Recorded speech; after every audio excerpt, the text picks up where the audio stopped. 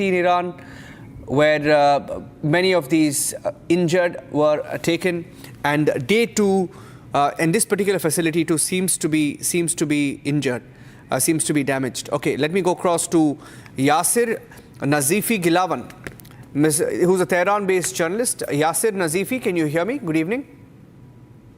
Yes, I can hear you. Good evening. So this is a very, very disturbing development. Any details you're picking up about the cause of this explosion?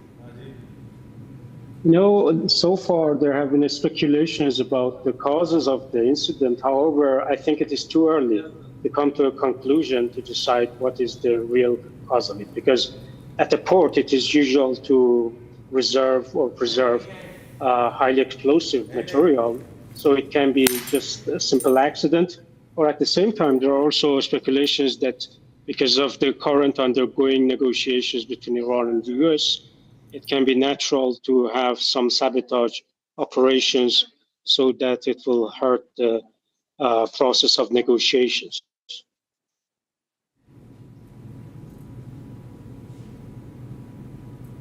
Can you hear me? Yes. Yasir. So Yasir, yes. you just mentioned that there is speculation over any link to the ongoing negotiations. Is that also being discussed as one of the possibilities? This is something that media people are talking about. However, as I told you earlier, I think it is too early to come to a conclusion because there has to be, specialized examination of the scene and also CCTV cameras. All of the things have to be considered, and later on, officials will give an answer. However, now it is too early to come to a conclusion.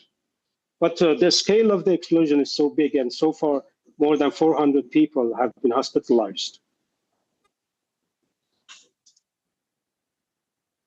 So, unfortunately, the explosion has got a big scale, and the number of the casualties is rising. The latest number that I have heard is that more than 400 people have been taken to hospital, or the emergency people are working in the area. There are worries about other tanks and reserves of material because there are also other highly explosive material preserved at the port. So I think it is too early to come to a conclusion. We cannot say if it is certainly just an accident or if it is an act of sabotage or terrorism.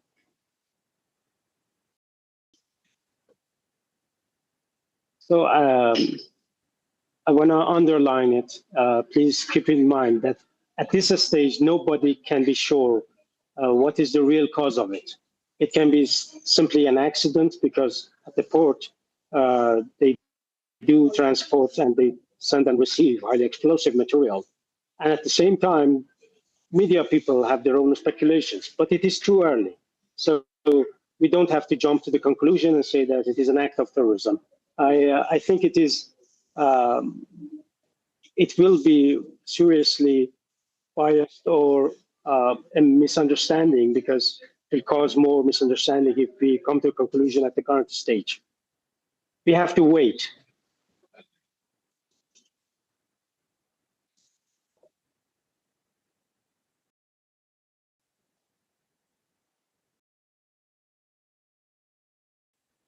I'm in Tehran, and this is my personal opinion. It's not an official opinion. We are still waiting for officials to give us the opinion or the early assessment for the reason of the explosion.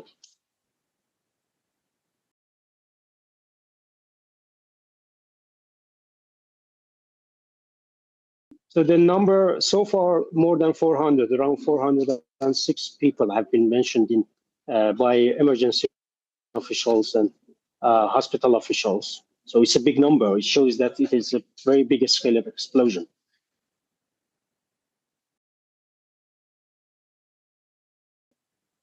So far, no. We don't have a verified number of dead people.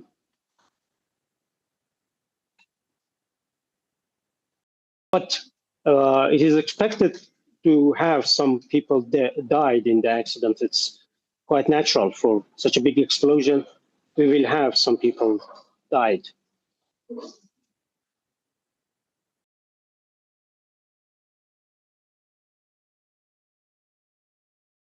Mr. Yasir, could you give us an understanding of where this attack has taken place and the fact that this is considered to be one of the most significant port areas in Iran? For those who do not understand the significance of it, could you help us understand? So if the officials confirm that it is an act of terrorism, yes, of course, it's one of the biggest transportation routes of the country. It is also linked to the national railroad network of Iran. So it is an important part of Iran's export and import. But it's not for sure so far to say that if it has been just a simple accident or if it is just or it is an act of terrorism. So if they confirm that it is an act of terrorism or sabotage, it will be a big blow. Mr. Yasir, the fact is that does the Iran administration essentially believe that this is a clear act of terrorism? Because as I understand from the Iranian media, that they are basically indicating that this is clearly a group which they believe has got terror links. But no official has so far commented about it. So we have to wait for just minutes to see what will be the opinion of the officials. What are the initial reports that are suggesting? Because what are the initial reports that are suggesting who's involved behind this? They are accusing Israel because they say that Israel is against the current round of procession of negotiations between Iran and Israel. But so far, nobody can be sure. We have to wait. Just to quickly recap for all our viewers who are tuning in right now, the number of the injured from this explosion that has taken place has increased to 400. This is being reported by the state-run IRNA, that's the news agency, the state news agency. They had earlier attributed a figure of 281, that was the injured. The spokesperson of the Iran's National Emergency Organization has just reported that the number has actually increased. And we have Yasir, who's joining us from Tehran, helping us understand what's really happening on the ground. As far as the relation between Iran and Israel is concerned, remember, there are threats that were issued by the Iranians to the Israelis. Israelis said that it is going to be responded in the manner that they feel it's befitting. Do you believe that the first response that has come in so far is an indication that the Iranians are already indicating that Israel is behind this?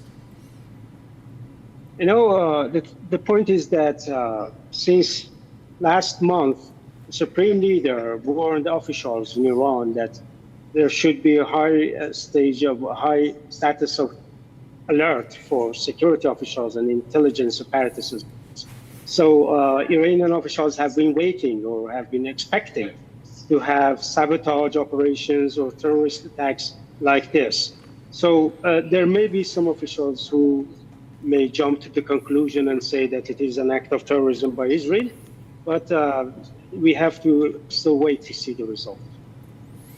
Just also keeping in mind the tension that we have right now, because this port is not very far away from Gwadar. It's about 884 kilometers. And the fact that, importantly, as far as Pakistan and Iranians are concerned, their two tensions are on the rise. Is there any indication of the fact that there has been some sort of a retaliation that has been prepared, or what's the sense that you all get on the ground?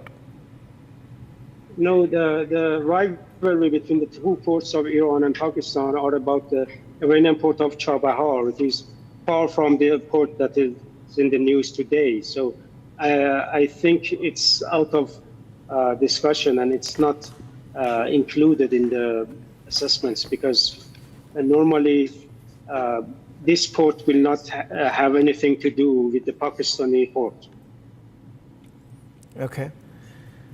I'll just request you, Yasser, to just stay on with us as we're getting in more details of what has happened. A short while back, a report has also now come in from the ministry there. In fact, the provincial disaster management official has just spoken to the Iranian state TV, and they're saying that the first responders are trying to reach the area while others are attempting to evacuate the site. The blast basically came from the containers at the Rajai port in the city. Without elaborating much, the state TV has also reported that there had been a building collapse that was caused by the explosion that took place. However, there are no immediate other details really coming in. Just to help our viewers understand, this is a little far away from the capital city of Tehran. In fact, it is almost 1,000 kilometers away from Iran's capital.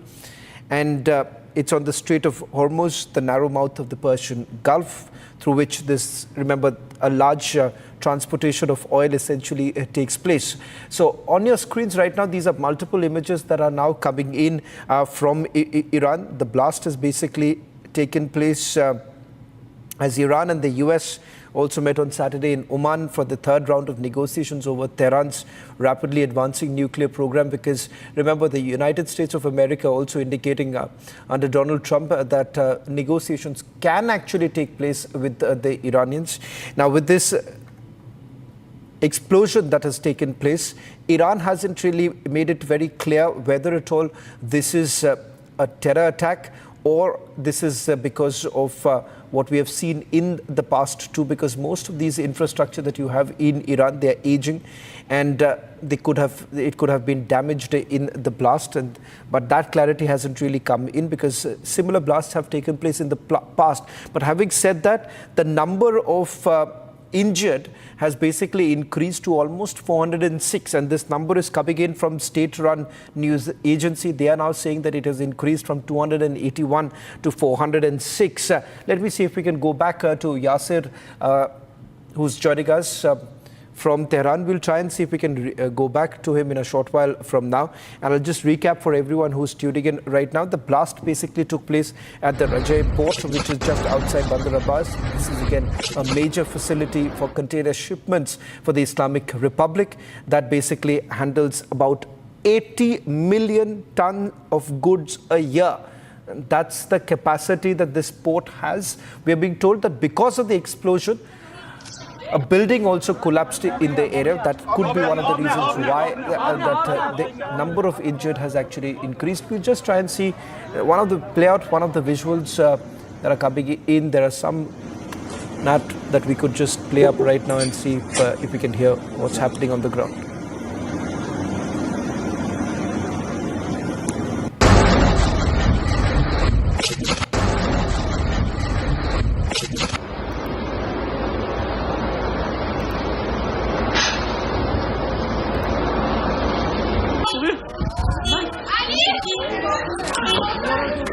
کل خدمات خراب شد.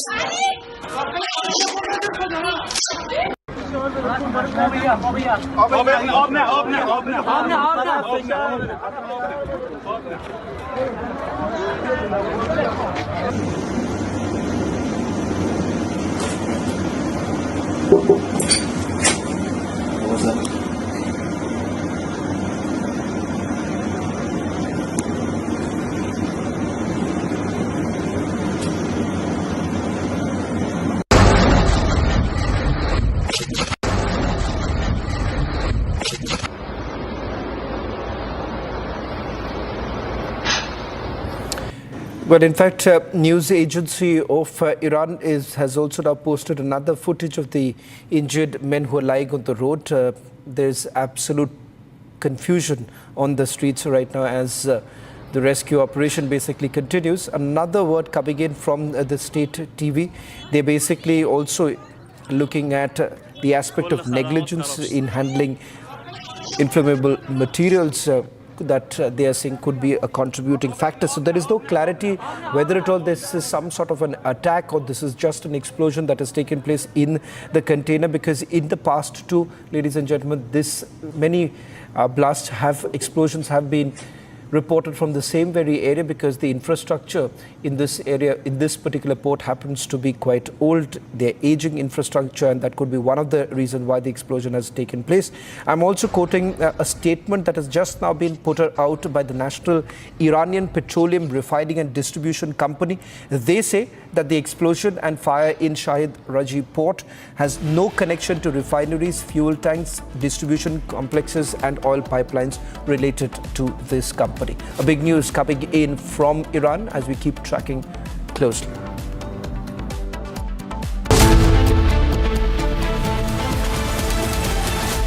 Mahi sir, how much do you love your fans? Honestly, I love my new fans.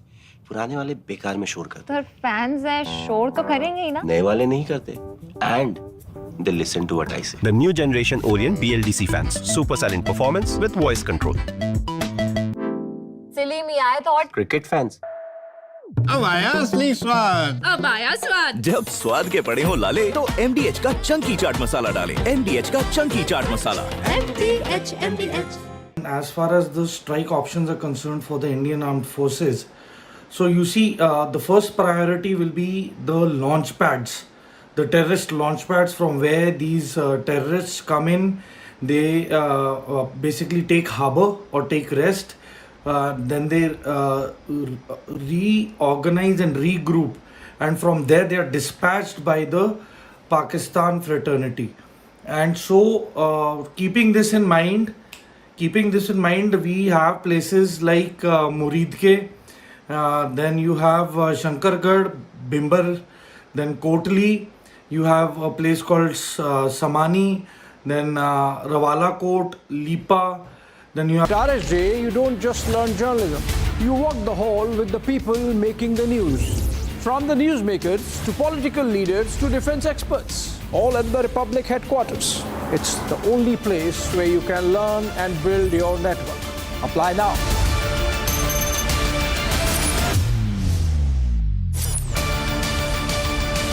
republicschoolofjournalism.com. Applications open. सस्ते वाले दाल मसाले स्वाद हुआ बेकार MDH की हल्दी मिर्ची धनिया करे कमाल ये रंग दे ये खुशबू दे ये तीखा ये कम पड़े क्या निराला MDH मसाला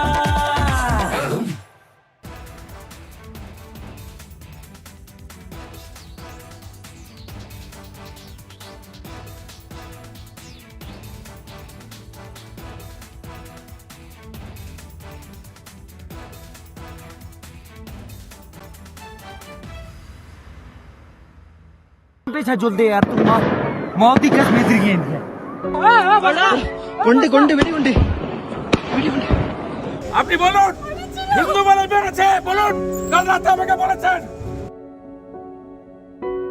হিন্দু বলে মেরেছে বলুন বলুন আপনি মুসলিম আপনি কি কালমা পড়তে জানেন না জানি না বলুন এদের বলুন সেকুলার নেতাদের বলুন এভাবে টেনে আর আগের দিনে যেহেতু বৃষ্টি হচ্ছে ওখানে কাদাও ছিল আমার বাচ্চাটাকে টেনে দেখছে করে চেতে চেতে যাচ্ছে আমি না বুঝতে পারিনি কি হলো হঠাৎ কি হলো আমি পেছনে যখন ঘুরি তখন দেখি ডিসটেন্স ছিল ধরুন আমি আপনি একটা লোক রান করছে এভাবে মেরে দিল ডান শেষ আওয়াজ হচ্ছে ও বলছে মামা ফায়ার গান ইট ইজ পাটাশ it's sound it's so loud sound ও তো কাঁদছে মামা সাউন্ড করে কাঁদছে আর আমার হাজবেন্ড ও একটু নার্ভাসও হয়ে গেছিল ও বুঝতে পারেনি যে এরকম terrorist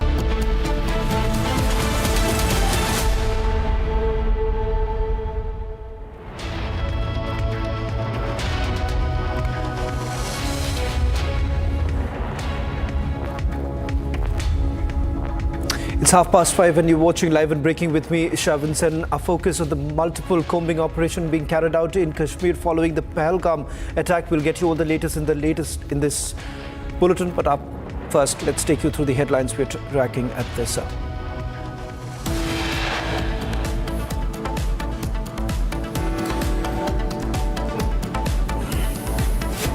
A massive explosion.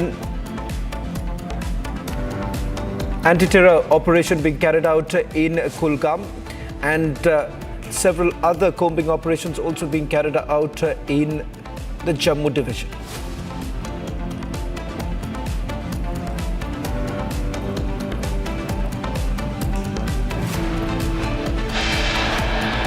Forces launch a search operation as Jamaat-e-Islami linked terrorist incriminating material linked to the banned outfit was also seized during the search.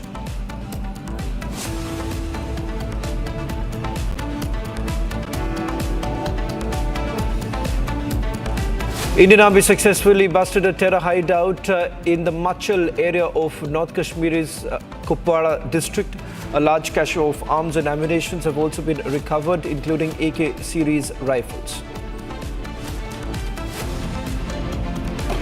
Pakistani defense attaché publicly threatens civilians, makes throat-slitting gestures at protesters outside the High Commission in London. Pakistan, stop terrorism! Pakistan, stop terrorism! Pakistan, stop terrorism! Pakistan, stop terrorism! Protests against Pakistan takes global stage. Indian diaspora demonstrates outside Pakistan High Commission in London, Copenhagen, as well as in Melbourne.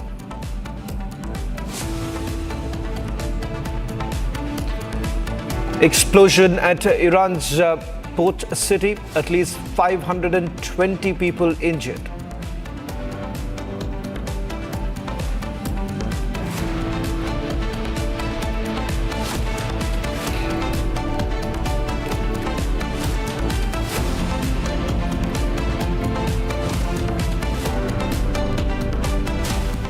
We started this edition with breaking news now coming in from the port city in Iran, Bandar Abbas, where we give it to understand an explosion that took place a short while back. 520 people have been injured.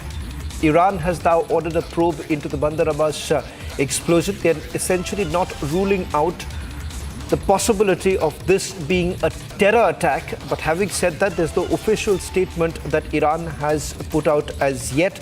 In fact, some statements have come in from the companies that have been operating from the Shahid Raji port, and they say that it has no connection to refineries, fuel tanks, distribution complexes and oil pipelines that have been related to this company. In fact, let me just tell you where this explosion has taken place and the significance of this very place where the blast has actually taken place, because it is not very far away from certain other ports cities. And it's important to point out here that the explosion that has basically taken place, they're basically looking at whether at all there is any terror link. First, Iran's Shahid Raji port to Gwadar in Pakistan is roughly about 884 kilometers away.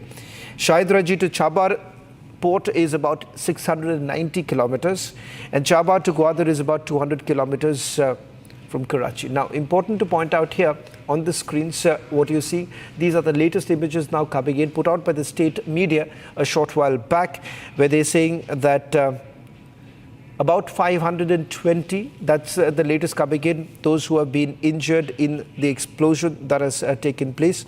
Now, the large blast that shattered the windows within a radius of several kilometers, and there's also footage now coming in of a mushrooming cloud forming following the explosion. Now, you just see that on your screens, that the cloud forming thereafter, after the explosion that has taken place. Now, Iran, however, hasn't made any official statement. This, interestingly, has happened when Iran is having the third round of nuclear talks with the United States of America in Oman, and although the cause of explosion was not immediately clear. Now, Iran currently has also been indicating that the firefighting operation is underway at the Bandar Abbas port. In fact, they have not been able to bring it under control, is what we are given to understand. Having said that, it's important to point out here that while there is no official statement, some authorities, some reports coming in from the Iranian media that the authorities are not really ruling out the possibility of a terror attack. Now, where exactly has this attack taken place? The location of it is also extremely important, because remember, this is the very port which basically handles about 80 million tons of goods every year. And this is not very far away from the Strait of Hormuz. So it's important to point out here, as far as the oil trade is concerned, large part of the oil trade basically takes place in this very area. Now, these are the latest images coming in of the rescue operation that is being carried out by the Iranian authorities. In fact, the first number that they had put out was about 281, and this is basically now increased to about 406. And thereafter, the latest now coming in is of about 520 people who have already been injured. Now, authorities, however, they've not offered any cause for the explosion yet, because remember, in this area, industrial accidents keep happening because of the aging oil facilities, and they essentially struggle for access to parts under international sanctions. That's one of the other reasons why. So one cannot really take away the fact that that could be one of the possibilities, because the Iranian state TV hasn't really made any statement as yet. Yasir is also joining us right now. Yasir is joining us from Tehran. Yasir, how important is this very place because this is not very far away from the Strait of Hormuz, and the very fact that it has come under intense pressure, particularly following the international sanctions that have come in. So it's an aging facility, as I understand. Hello, thanks for having me. Pay attention that the Strait of Hormuz is not in a small area. So it is an international corridor that Iran has got border from hundreds of kilometers before it and after it. So this is one small place, if you consider the size of the border that Iran has with this water corridor. So I don't think that it will have anything to do with the Strait of Hormuz, but we have to accept that this is one of the biggest ports of Iran, which was responsible for operating a big deal of transportations between Iran and the rest of the world.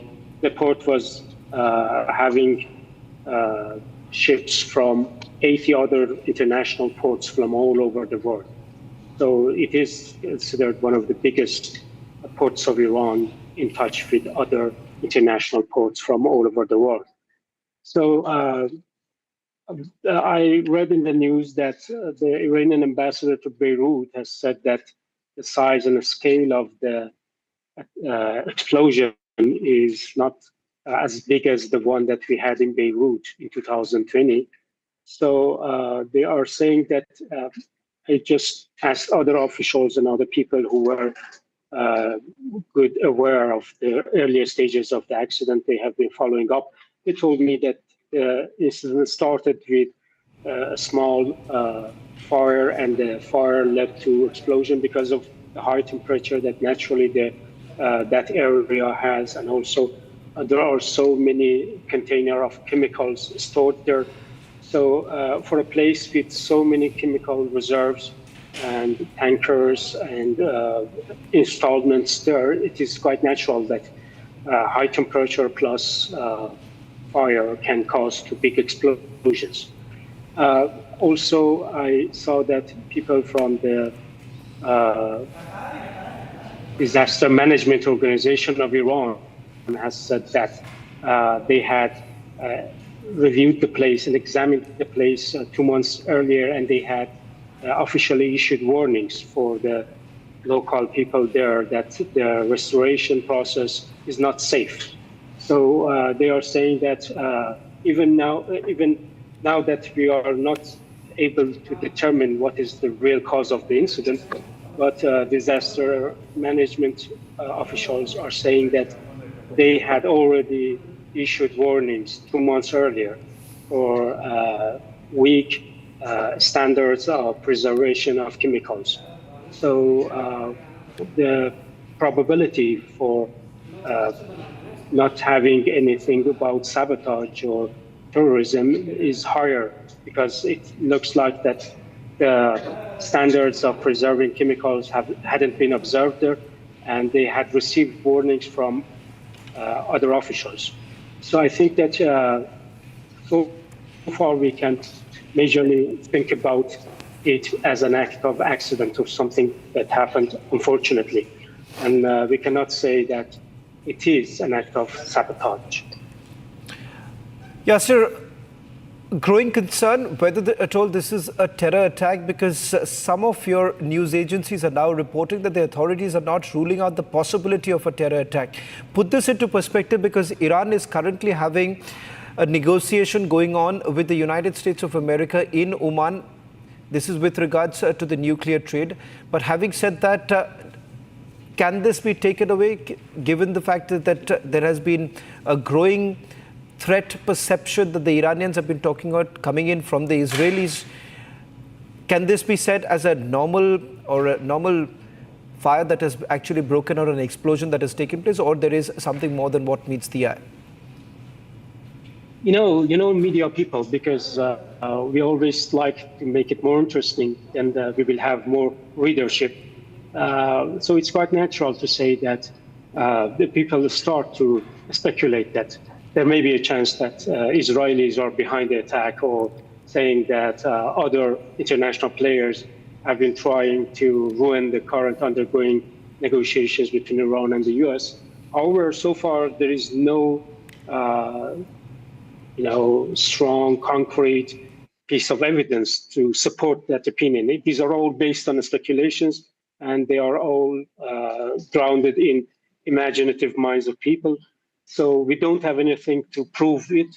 So I think it's wise to follow up the evidence that we have here.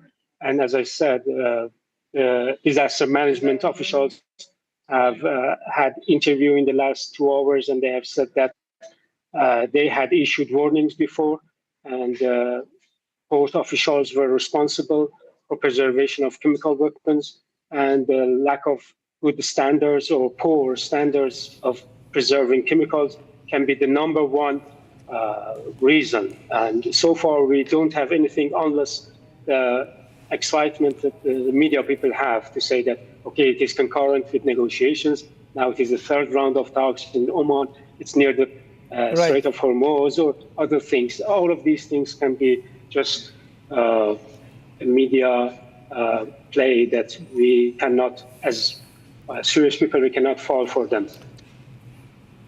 Well, thank you very much, Yasser, for joining us from Tehran and getting us the latest details. We'll be closely tracking the story, because there is absolutely no clarity whether at all this is a terror attack or an explosion at an aging facility. Shifting focus now to the other big story that we've been tracking. There have been multiple anti-terror combing operations that are being carried out in South Kashmir. In fact, this morning, there was also a recovery that was made from the associates of an active elite terrorist, recovered arms and ammunition from their possession. There's a massive crackdown that is basically underway.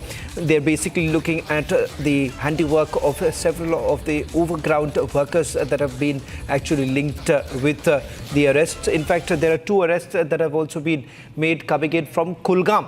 2 terror associates have been arrested by the Jammu and Kashmir police. This is a crackdown, an ongoing crackdown on the OGWs, the overground workers. In fact, we give it to understand in the last few hours, since the time the attack has taken place, over 250 have already been questioned by the Jammu and Kashmir police. That's the latest now coming in. We'll try and see if we can get across to our Srinagar Bureau Chief Zeenat, who's joining us on the broadcast.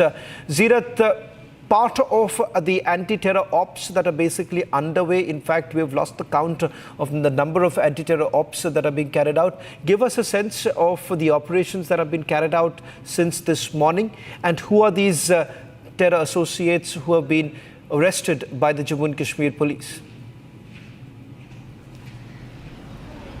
See, in Kulgam, once again, we are seeing a crackdown on the terror when the 2 terror associates have been arrested by the concerned police in Koimu of Kulgam, where the pistols, rounds, magazines and other things have been recovered from the local terror associates of the Lashkar-e-Toiba. Meanwhile, talking about the count of operations that have been going on, they are multiple. There is no limit to the operations now.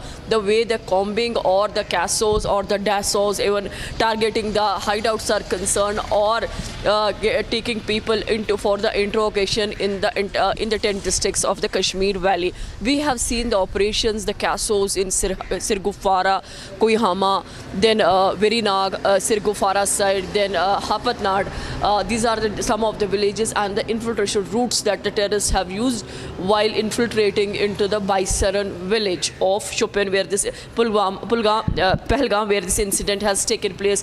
If we take the right from the Pahalgam, then you will come to the Kulgam, where the two operations are carried. One is being done at the Gudar village of Kulgam, where the suspicious moment was observed, and still the forces are holding the ground. Then is this Kulgam, Koimu, where the two OGWs have been arrested. From the Kulgam, if we should shift to Shopian, again in the morning, midnight rather, a house of Shahid Kutte was demolished. He is an elite operative for a long time, and today his house was razed to the ground. From there, if we go to Kulgam, again a house was razed of elite active terrorists who have been in the terror business for last 6 years now. And in Central Kashmir's Srinagar's downtown, we witnessed the raids related to UAPA, and in fact the raids were also carried in Chanapora area and the Batmalo area. Chanapora, which is the uptown of Srinagar state.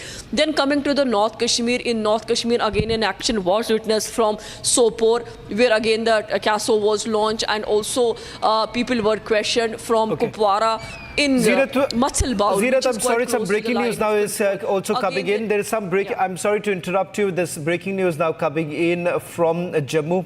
In fact, BSF officers are now paying respect to the victims of Pahalgam. These are live images now coming in. We'll try and see if we can go across to Gursibran. The Border Security Force now paying respect to those who have lost their lives in the dastardly attack that was carried out by the Pakistanis in Pahalgam. The Border Security Force here, this is at the border. Remember, there have been multiple restrictions that have also been brought in, increased surveillance along the international border right now. My colleague Gursimran, in fact, is also reporting from there as these live images are coming in. Gursimran, walk us through the details that you're picking up. In fact, this appears to be from one of the cantonment of the Border Security Force. What more details can you share with us? See, Shavan, now the Border Security Force has paid the solemn tribute to the 26 victims of the Pahalgam terror attack, in which brave hearts of these civilians, they were brutally killed by the Pakistani terrorists in a drastic terror attack. I'll request Gaurav to keep showing you the visuals that this is the downscaled beating retreat ceremony that is taking place here at the Indo-Pakistan border. It has been decided that there will be no culture program or any kind of a celebrations that will take place here at the Indo-Pakistan international border. This comes after the decision was taken by the BSF to downscale the observing this beating the retreat ceremony at the Atari-Wagah border, and now the same has been done here at the Indo-Pakistan international border. Gaurav is showing you the visuals as the ceremony begins. Before the ceremony started, the visuals that we were showing you earlier, that all 26 victims' names were taken here and a salute was paid after observing a 2-minute silence by the Border Security Force. And now the beating retreat ceremony is starting.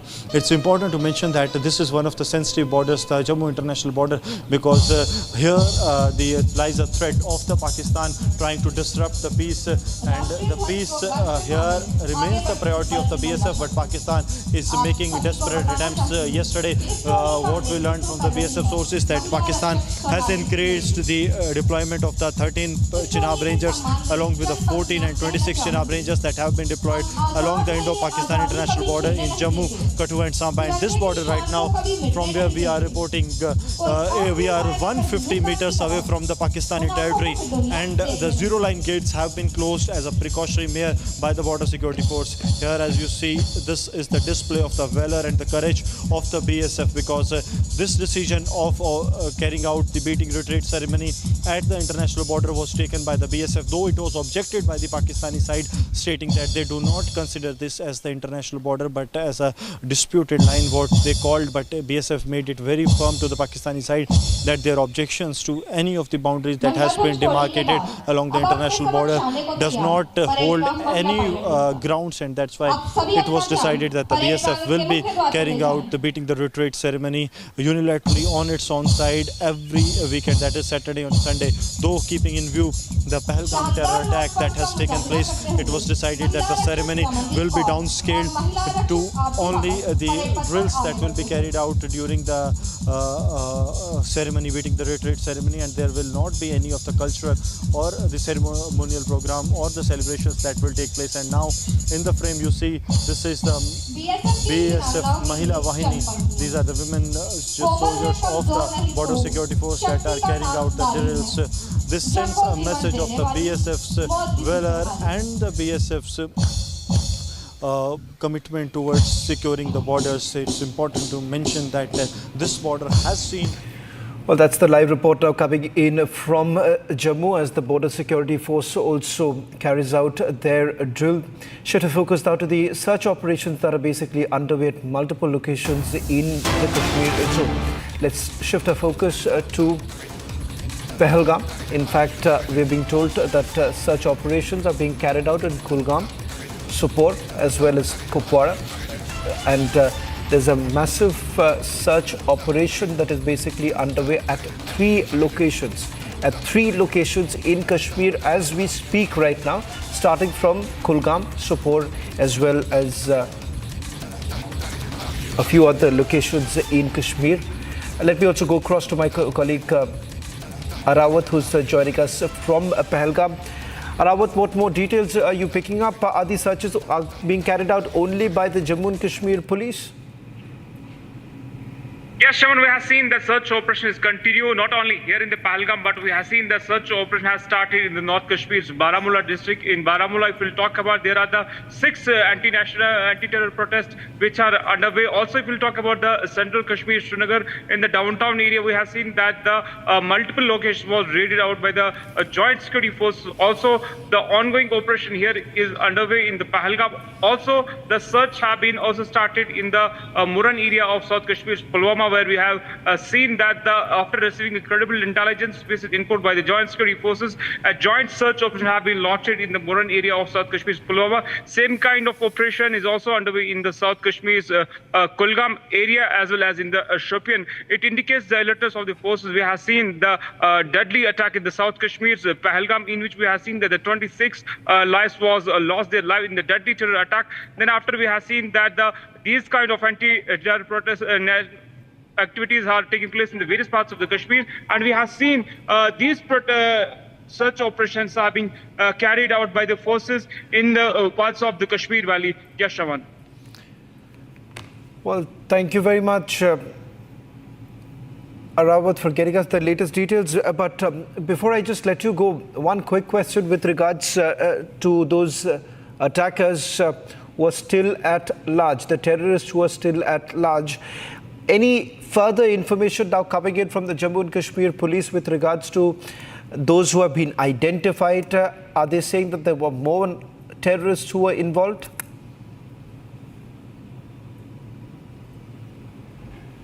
The recce has also been done there before the attack, and the attackers are some different terrorists. It might be the big chain of the terrorists that is being investigated by the various security agencies. Also, we have seen that the multiple agencies have called people in the Pahalgam, and we have been told by the sources that around 70 people have been called or detained by the Jammu and Kashmir police across the Pahalgam area where this terror incident happened. Also, we have been told by the reliable sources that there are some hundreds of the youth have been called for the questioning in the various parts of the Kashmir Valley, not only here in the Pahalgam where this incident happened, but we have seen that the dozens of youth have been called by the joint security forces in the various parts of the Kashmir Valley. Yes. Well, thank you very much, Arawat, for getting us the latest details. Well, shift to focus now to the other story coming in from Jammu now, where the Kiswar administration has banned the sale of army uniforms in order to prevent the misuse of the army uniform. In fact, the ban has been placed following reports of potential misuse of such uniforms by anti-national elements intending to disturb public order. Important to point out here that there is a direct link with the attack that has taken place in Pahalgam, because the terrorists were actually using army uniform, the camouflages that were basically used by the terrorists. In fact, resulting in a situation where there was utter confusion that took place when the tourists were actually trying to escape because they did not know whether they belonged to the army or they were actually terrorists.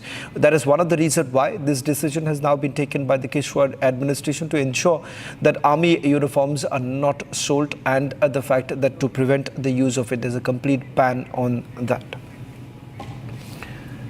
Our rolling coverage continues as multiple operations are basically underway in Jammu and Kashmir. India has made it abundantly clear that we will retaliate to the attacks that have taken place in Pahalgam. At Republic TV, we get you the latest details. Coming up, live report from Srinagar.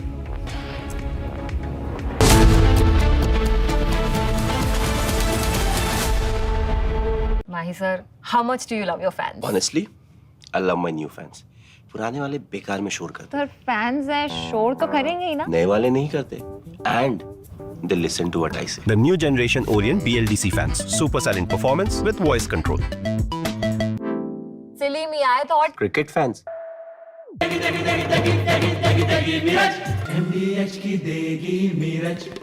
देगी मिर्च का तड़का, अंग अंग फड़का.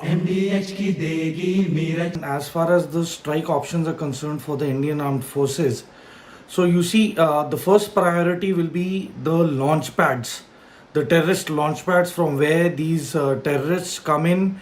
They basically take harbor.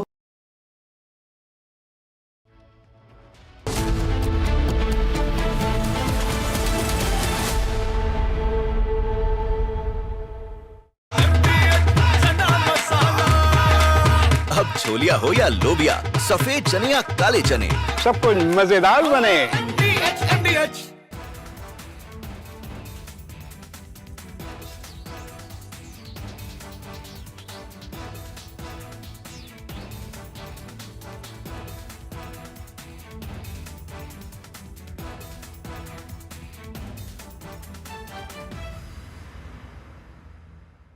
जुल दे यार तू मौत की कसम से गेंद है गुंडे वेरी गुंडे আপনি বলুন হিন্দু বলে বেড়েছে বলুন কাল রাতে আমাকে বলেছেন হিন্দু বলে মেরেছে বলুন বলুন আপনি মুসলিম আপনি কি কালমা পড়তে জানেন? না জানি না। বলুন এদের বলুন সেকুলার নেতাদের বলুন। এভাবে টেনে, আর আগের দিনে যেহেতু বৃষ্টি হচ্ছে ওখানে কাদাও ছিল, আমার বাচ্চাটাকে টেনে দেখছে করে চেঁচাতে যাচ্ছে। আমি না বুঝতে পারিনি কি হলো, হঠাৎ কি হলো।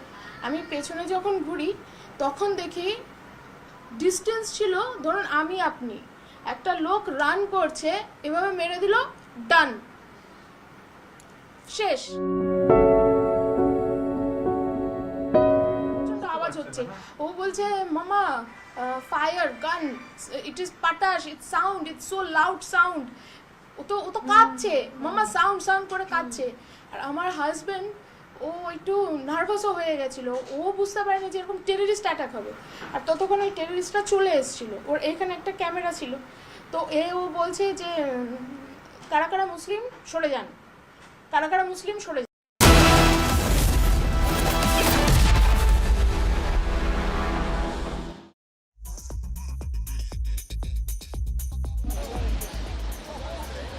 Very warm welcome, viewers. You're watching 6 Stories at 6 with me, Raksha Mishra, reporting from Srinagar. Right now, we are at the Dal Lake, and we continue to get you every story that we are getting to you from ground zero and, of course, beyond. But first, we have some breaking news to start with.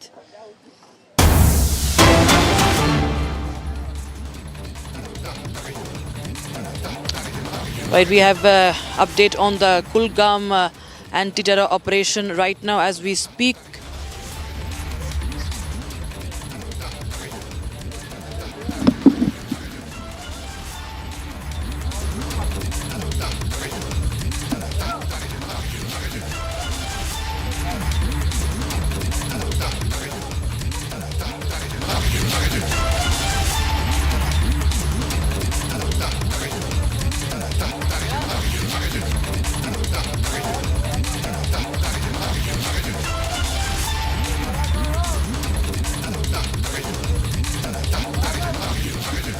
All right, viewers, Kulgam police continues to conduct the search operations and the anti-terror operations. And we have some update. I think let me just connect with a reporter because I need to know more information because I'm not there in Kulgam, of course. I need to know what's happening in Kulgam. Let's connect with a reporter in Kulgam, viewers, because it's a fight against terror. And there are operations happening across Jammu and Kashmir.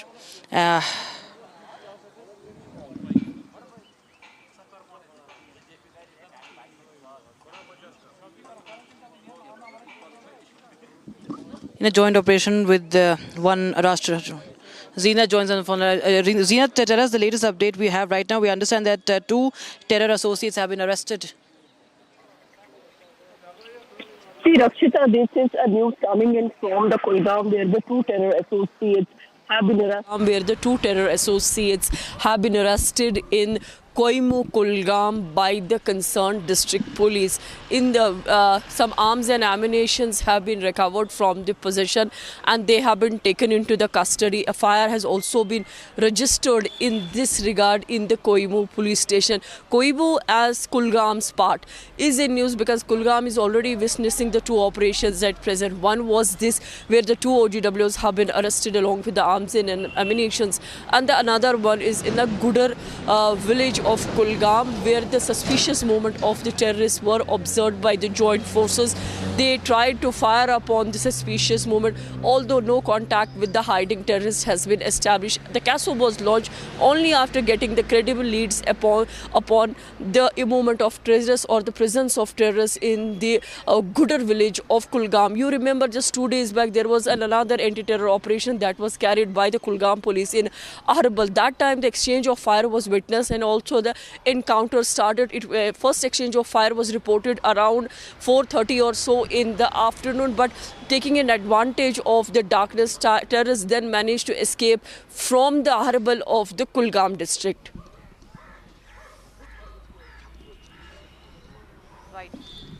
All right. In fact, there are, of course, it's a very high-scale operation that we are, talking about here. But any links to any terror outfit that has been ascertained or anything else that has been seized here, Zenith? See, as far as the Kulgam operation is concerned, where the 2 OGWs have been arrested, a pistol magazines, the rounds and other things, other incriminated material have been recovered from the possession of these OGWs, and they belong to the outfit LET in the Kulgam Valley, Kulgam district. Right, sir. Thanks so much, Zina, for joining us with those details coming in, viewers. We start with more updates that we have. This is a story, viewers, that again exposes Pakistan's evil face. We're talking about a Pakistani army officer. He's called Colonel Taimur. His name is Colonel Taimur Rahat, and he is a defense attaché of the Pakistani army. And outside the Pakistani embassy, there were massive protests that were happening. Indians were protesting, even Jewish people were protesting against Pakistan after the Pahalgam terror attack. And this man comes out and shows threat. He in fact makes threatening gestures to the Indian protesters out here. He makes the slit throat gesture out there and also holds a placard showing Group Captain Abhinandan and saying how's the tea. It was written there, and that of course shows the real face once again. It's not news to us, but it's something that is extremely insensitive, and it's an abhorrent gesture. We have Major Samarpal Tur, defense expert, joining us on the broadcast. Major Tur, when you see this visual, do you get surprised? I don't think so you get surprised, because we all know this mentality, this Zia-ul-Haq mentality that these people in the Pakistani army have. We all know what are their evil designs, as even the defense minister talked about. But this is something that's very atrocious. And again, the Pakistanis are showing their real face.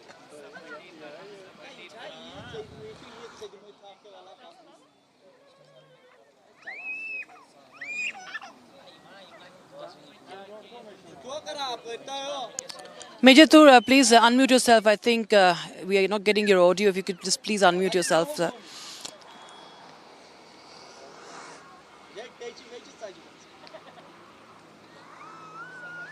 All right, we'll reconnect with Major Tur once again, viewers. But that's a video. If we are running that video on our screens. That is the real face. You see that how this man was at the embassy in London. There were massive protests all across the country, all across the world.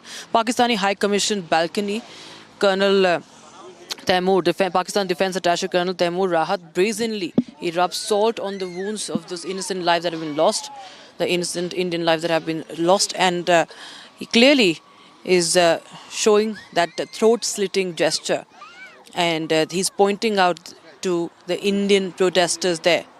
This is the ugly, evil face of Pakistani army. They call for a neutral investigation.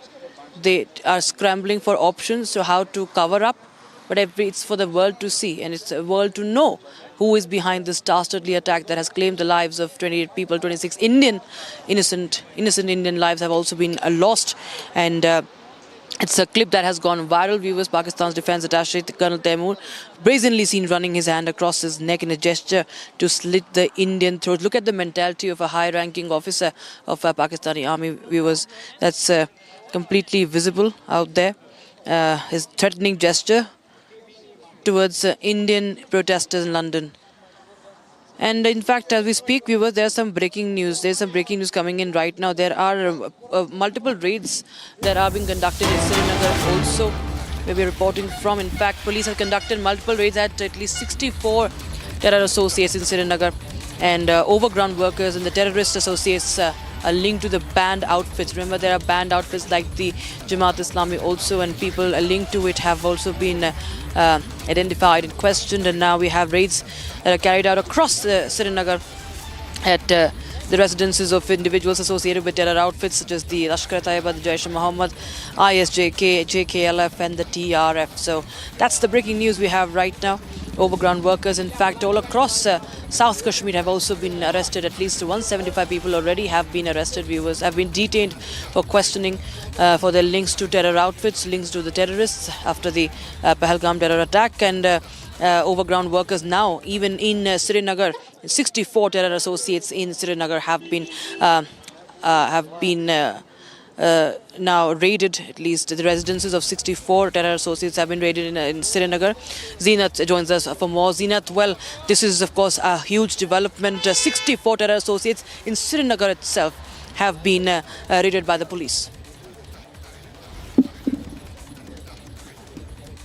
Again, another big blow from the Srinagar coming to the terror outfits of the TRF, Lashkar and other terror outfits like the Resistance Front, and also some of them are already been booked under by the NIA, and some are dealing with the UAPA cases. As I said, the instructions have gone quite clear to the ground from the upper officials that no district should be spared, and wherever they're listed or you have an apprehension of individual having a links with the terror outfits, immediately he should be nabbed, interrogated, and the search should be carried at his premises. So we are seeing that the 64 individuals' places were scanned and searched thoroughly by the Srinagar police. The raids were witnessed in Zoni Marg, it were witnessed in Batmalu, Chanapura, uptown and the downtown of the Srinagar was touched by the Srinagar district police.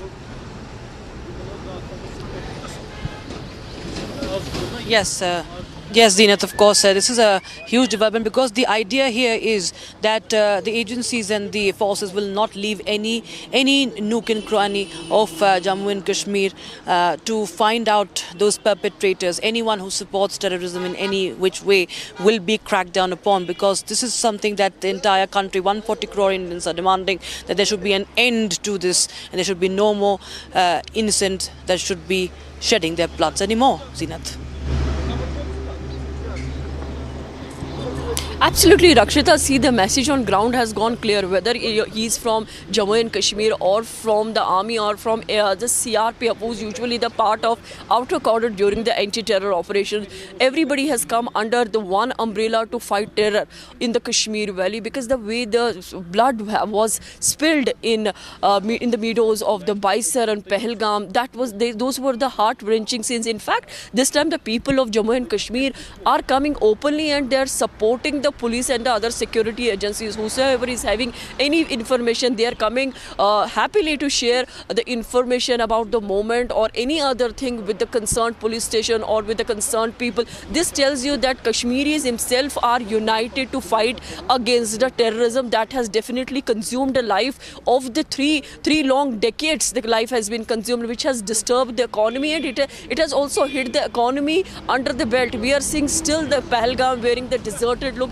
Even the other tourist places, the people have not been into the business like that, or there are grim faces that can be seen. That Kashmir is known for the hospitality and the Kashmirian, and those who have carried this crime, they are not the part of the Kashmir. They don't belong to the Kashmiri soil. So people have been openly talking about the terrorism in the Kashmir Valley by doing the candlelight vigil, by picking up the poster. You read what the message they are giving, that the terrorism will not be tolerated, or putting up the flags, black flags, giving a silent message that they are not with what has happened on 22nd of this month. All this is there, that is brewing up on the ground. Meanwhile, we are seeing the neighbors, the India and the Pakistan at the Logger Hub. India has quite confirmed and has very boldly made a posturing that India will retaliate, and will retaliate in the bold manner this time. And Pakistan is definitely has pressed the panic button by seeing that the India has kept the Indus Water Treaty in abeyance, which is definitely a bigger issue for the Pakistan. Yes, Rakshita. Right, Zina, thank you so much for joining us with those details coming in, viewers. We also have some updates coming in from Kulgam, viewers. In fact, there are terrorist houses that have been demolished, properties linked to terrorists that have been demolished. There's a major crackdown across South Kashmir and even to the north. So there is an all-out terror, anti-terror operation. The war against terror continues. My colleague Jatin was in Kulgam, and he is going to show you these updates, what he discovered there, the anti-terror operation, what seizures have been made, and what has been discovered by the agencies. Take a look. Kulgam में इस वक्त मैं मौजूद हूं, जहां पर live search operation चल रहा है, और आप देखेंगे कि इंडियन आर्मी की जो जेसीबी है वो भी इस सर्च ऑपरेशन का हिस्सा है, और आगे आपको मार्च करते हुए और ऑपरेशन साइट पर जाते हुए सुरक्षाकर्मी नजर आ रहे होंगे। दूसरी तरफ मैं पीछे आपको दिखाऊंगा कि आप देखेंगे कैस्पर यहां पर खड़ा हुआ और बख्तरबंद गाड़ियां, चाहे वो सीआरपीएफ की हो, जम्मू कश्मीर पुलिस की हो, एसओजी की हो, इंडियन आर्मी की हो, हर कोई यहां पर मौजूद है। चैलेंज सबसे बड़ा इस ऑपरेशन में बारिश, दूसरा जिन पहाड़ियों का सहारा लेकर आतंकी खुद को छुपाते हैं, दिन में भी इस पहाड़ियों के अंदर, इन जंगल के अंदर अंधेरा नजर आता है। दूसरा, उनको महारत है इन पहाड़ियों से एस्केप होने की, इस बात की उन लोगों को ट्रेनिंग मिलती है। दूसरी तरफ आप देखेंगे कि इस पहाड़ी के बीच में सड़क है और सड़क के नीचे खाई। ये पूरा पहाड़ी इलाका है और इन पहाड़ी इलाकों में सर्च ऑपरेशन करना काफी चैलेंजिंग है। इनपुट इसी तरीके के हैं कि आतंकी इन जंगलों में छिपे हो सकते हैं, और उसी इनपुट के आधार पर यह सर्च ऑपरेशन जो है वो यहां पर कंडक्ट कराया जा रहा है। अमूमन सर्च ऑपरेशन में तमाम सिक्योरिटी फोर्सेज अपने हाईटेक इक्विपमेंट्स के साथ पहुंचती है, लेकिन पहलगाम में जिस तरीके से आतंकी हमला हुआ उसके बाद से जहां जहां सर्च ऑपरेशन किया जा रहा है वहां पर इंडियन आर्मी की जेसीबी उस कॉन्वॉय का हिस्सा होती है, उस सर्च ऑपरेशन का हिस्सा होती है, और वही जेसीबी की तस्वीर मैंने आपको दिखाई। संभवतः आगे जिस तरीके की मूवमेंट होगी उसी हिसाब से उस जेसीबी का जो काम है वो भी किया जा रहा है, चाहे वो कैस्पर हो, बख्तरबंद गाड़ियां हो, लाइट्स हो, सोफिस्टिकेटेड वेपन्स हो, उन सभी इक्विपमेंट्स के साथ तमाम जो फोर्सेज है वो घने जंगलों में, साउथ कश्मीर के घने जंगलों में जहां पर आतंकियों के छिपे होने की आशंका है, वहां पर बड़े स्तर पर सर्च ऑपरेशन जो है वो किया जा रहा है। All right, viewers. So at least 5 terrorists' residences have been demolished, as the agencies and the forces will not spare anyone who supports terror, anyone who is sheltering these terrorists. And in the latest, my colleague Zinat, in fact, had visited Shopian, where one such house, one such property was also destroyed. Take a look.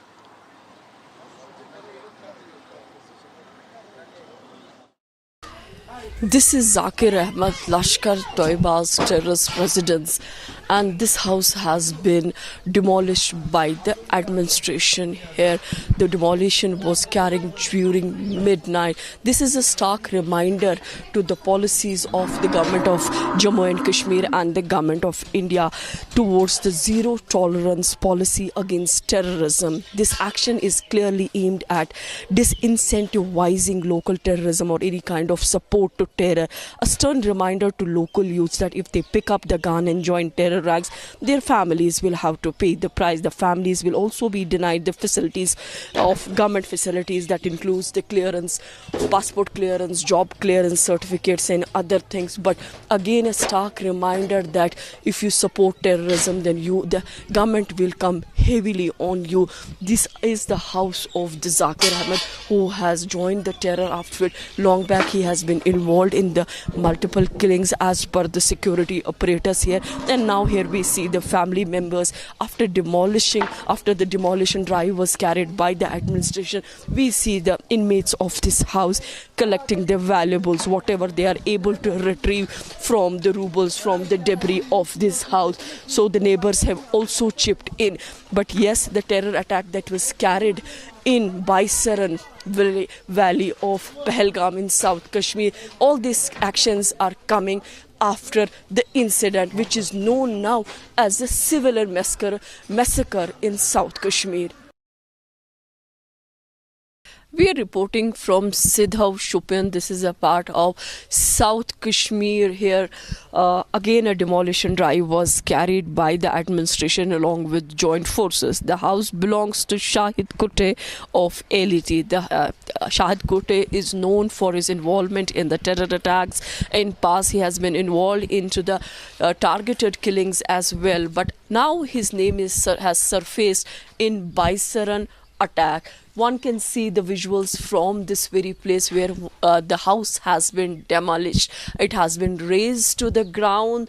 The kind of situation that we see, that whether it are the window panes, the glass sheets, the wires, or the articles, the household articles, everything has been demolished. The bricks lying on the floor, the iron rods, the rooftops and everything has been grounded. This is Shahid Kutte's place, which has been demolished after his name surfaced in Baisaran attack. This is a message to those who are joining the terror ranks that the administration will come heavily upon them for their act. But this is not only the individual who is paying. His family again is paying through the nose for the act that their son has committed. Government has a very clear message that nobody will be spared and the families too will be paying for it. Center has made a policy that there will be no tolerance for terrorism on ground, and what happened in Baisaran, the entire world knows about it. And seeing the action on ground, we see the axe falling on those terrorists who are supporting the terror network, axe falling on those locals who are supporting the terror structures, terror networks in the Kashmir Valley. And this is one of the houses that were demolished in the midnight by the joint forces along with the administration. In fact, in Shahid Kutte's place, and an iron notice was also pasted, though the notice is of the year 2022, that tells you about his involvement in other crimes. One of the terrorist hideouts and the residences that were blown up by Republic TV's biggest network of reporters, showing you every angle possible that will dismantle the entire narrative that has not been shown to you. Local activate. Now, what we know is that border bunkers in Jammu and Kashmir have been also now activated amid Pakistan provocation along the line of control. There is investigation going on, an anti-terror operation also going on along the border. Here's more on that, viewers. We are at the Indo-Pakistan border in Arnia, where we have seen that this area has been most affected with the Pakistan shelling in 2017 and 2018. But now with the situation also going grim here, I'll request Sir Gaurav to show you a 360-degree view of the area. That this is a community center in the Bishna area, that is the Trewa Panchayat. Here the people have started activating their bunkers. These bunkers are the community bunkers that are now being activated once again. These bunkers have been totally defunct for last 5 to 7 years, but now once again the people have started activating these. I'll request Gaurav to come this way so that we can show you that the people there, they have started activating this, and this has been started so that in case of any contingency or eventuality, they are in a position that they can save themselves from the Pakistani shelling, because we are witnessing that in the last 48 hours there have been cross-border shelling along the line of control in the Kashmir sector. But But in the Jammu, Arnia is a plain terrain where the people are hit with the very first bullet being fired, and that's why these bunkers are being activated. I request Gaurav to show you that how strong these bunkers are. These are built of hard structure so that if any mortar shell comes from the adversary, that attempt can also be fired. I am joined by the Sarpanch here, Balveer Kaur. I'll speak to her. Madam, मुझे एक बात बताइए, आप लोग bunker दोबारा से activate कर रहे हैं, क्या रीज़न है? देखिए भाई साहब, आपको भी पता होगा कि जैसे अभी पहलगाम में हुआ तो शेलिंग हमेशा अनप्रेडिक्टेबल रही है, तो हम लोग शेलिंग होती है पता नहीं चलता, क्योंकि हम लोग वेदर फोरकास्टिंग देख सकते हैं बट शेलिंग का कभी पता नहीं चलता। बट जो पहलगाम में हुआ, अगर आज वहाँ पे हुआ है तो हिंदुस्तान रिटेलिएट तो करेगा ही करेगा, तो हम उसी आस में बैठे कि आप लोग अपना काम कीजिए, हम अपना काम कर रहे हैं। These are the bunkers that are hard enough to tackle any contingency, because if there is a fire from the Pakistani side, these bunkers can bear. Only it is the artillery fire that can actually sneak through this structure. Otherwise, for the 80 mm or 120 mm mortar shells, it's next to impossible to breach through these bunkers, and that's why we are witnessing that these community bunkers are being activated again here at the international border in Jammu's Arnia, where the people have gathered here in the large numbers. Now they are preparing themselves for this, so that any of the contingency can be tackled in such a manner. If we have seen in the past as well, there have been n number of incidents that have taken place where the provocation from the Pakistani side has come at first, and now this time the people, they do not want to give Pakistan a chance, and that's why they are preparing these bunkers to tackle the Pakistani threat. And viewers, we all got you stories of the victims, families who have been crying, who have lost their loved ones, the loved ones who will never come back. It's an irreparable loss for them. And India has vowed that it will strike back, it will retaliate. Pakistan is right now trembling. It is trembling, and how? But sitting in the comfort of their offices is some Congress leader, and that is the Chief Minister, in fact, of Karnataka. Not the first time we've seen the Congress trying to build a narrative that is completely going against the spirit of the country. While India has vowed revenge, Siddaramaiah is saying there's no need to strike back at Pakistan. Here's more.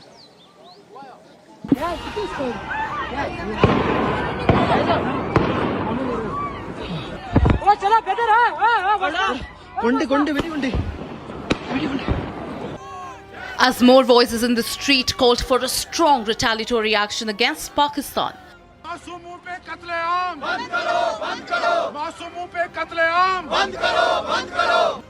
In the wake of the depraved Pahalgam terror attack, Karnataka Chief Minister Siddaramaiah sprung a shocker. Weighing in as a rattled Pakistan fears an Indian military response, the Karnataka Chief Minister said there was no need for war with the cross-border neighbour. Siddaramaiah said that the centre should focus more on strengthening the internal security grid instead of avenging the Pahalgam terror attack. In a veiled dig at Prime Minister Narendra Modi, he said previous punitive actions against Pakistan fetched little outcome. In his first response to the Pahalgam attack, PM Modi vowed to pursue the terrorists and their handlers to the ends of the earth. Today, from the soil of Bihar, I say to the whole world, India will identify, track and punish every terrorist and their backers. We will pursue them to the ends of the earth. India's spirit will never be broken by terrorism. Terrorism will not go unpunished. Every effort will be made to ensure that justice is done. The entire nation is firm in this resolve. Siddaramaiah's remark came just days after Congress MP Rahul Gandhi vowed to stand with the centre in however it chooses to respond to the cowardly terror attack. The united opposition condemned this action and said that we are there to support whatever action the government wants to take. The shocking remarks by the Karnataka Chief Minister came on a day when hundreds filled the streets across the country, calling on the centre to avenge every drop of blood shed in Pahalgam. As Siddaramaiah insults the Pahalgam victims, will a red-faced Congress care to explain?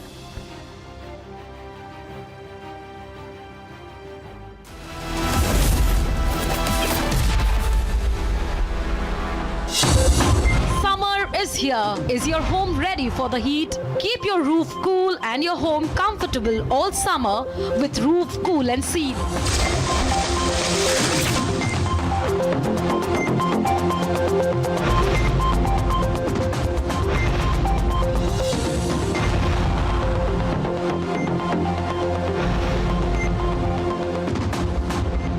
पसीना मत बहाओ, Berger roof cool and seal लगाओ. As far as the strike options are concerned for the Indian Armed Forces, so you see the first priority will be the launch pads, the terrorist launch pads from where these terrorists come in.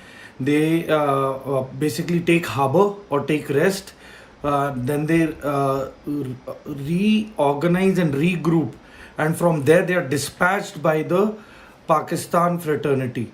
And so keeping this in mind, we have places like Muridke, then you have Shankargarh, Bimbar, then Kotli, you have a place called Samani, then Rawala Kot, Lipa, then you have Kundal Shahi, then you have Taubat and Kel.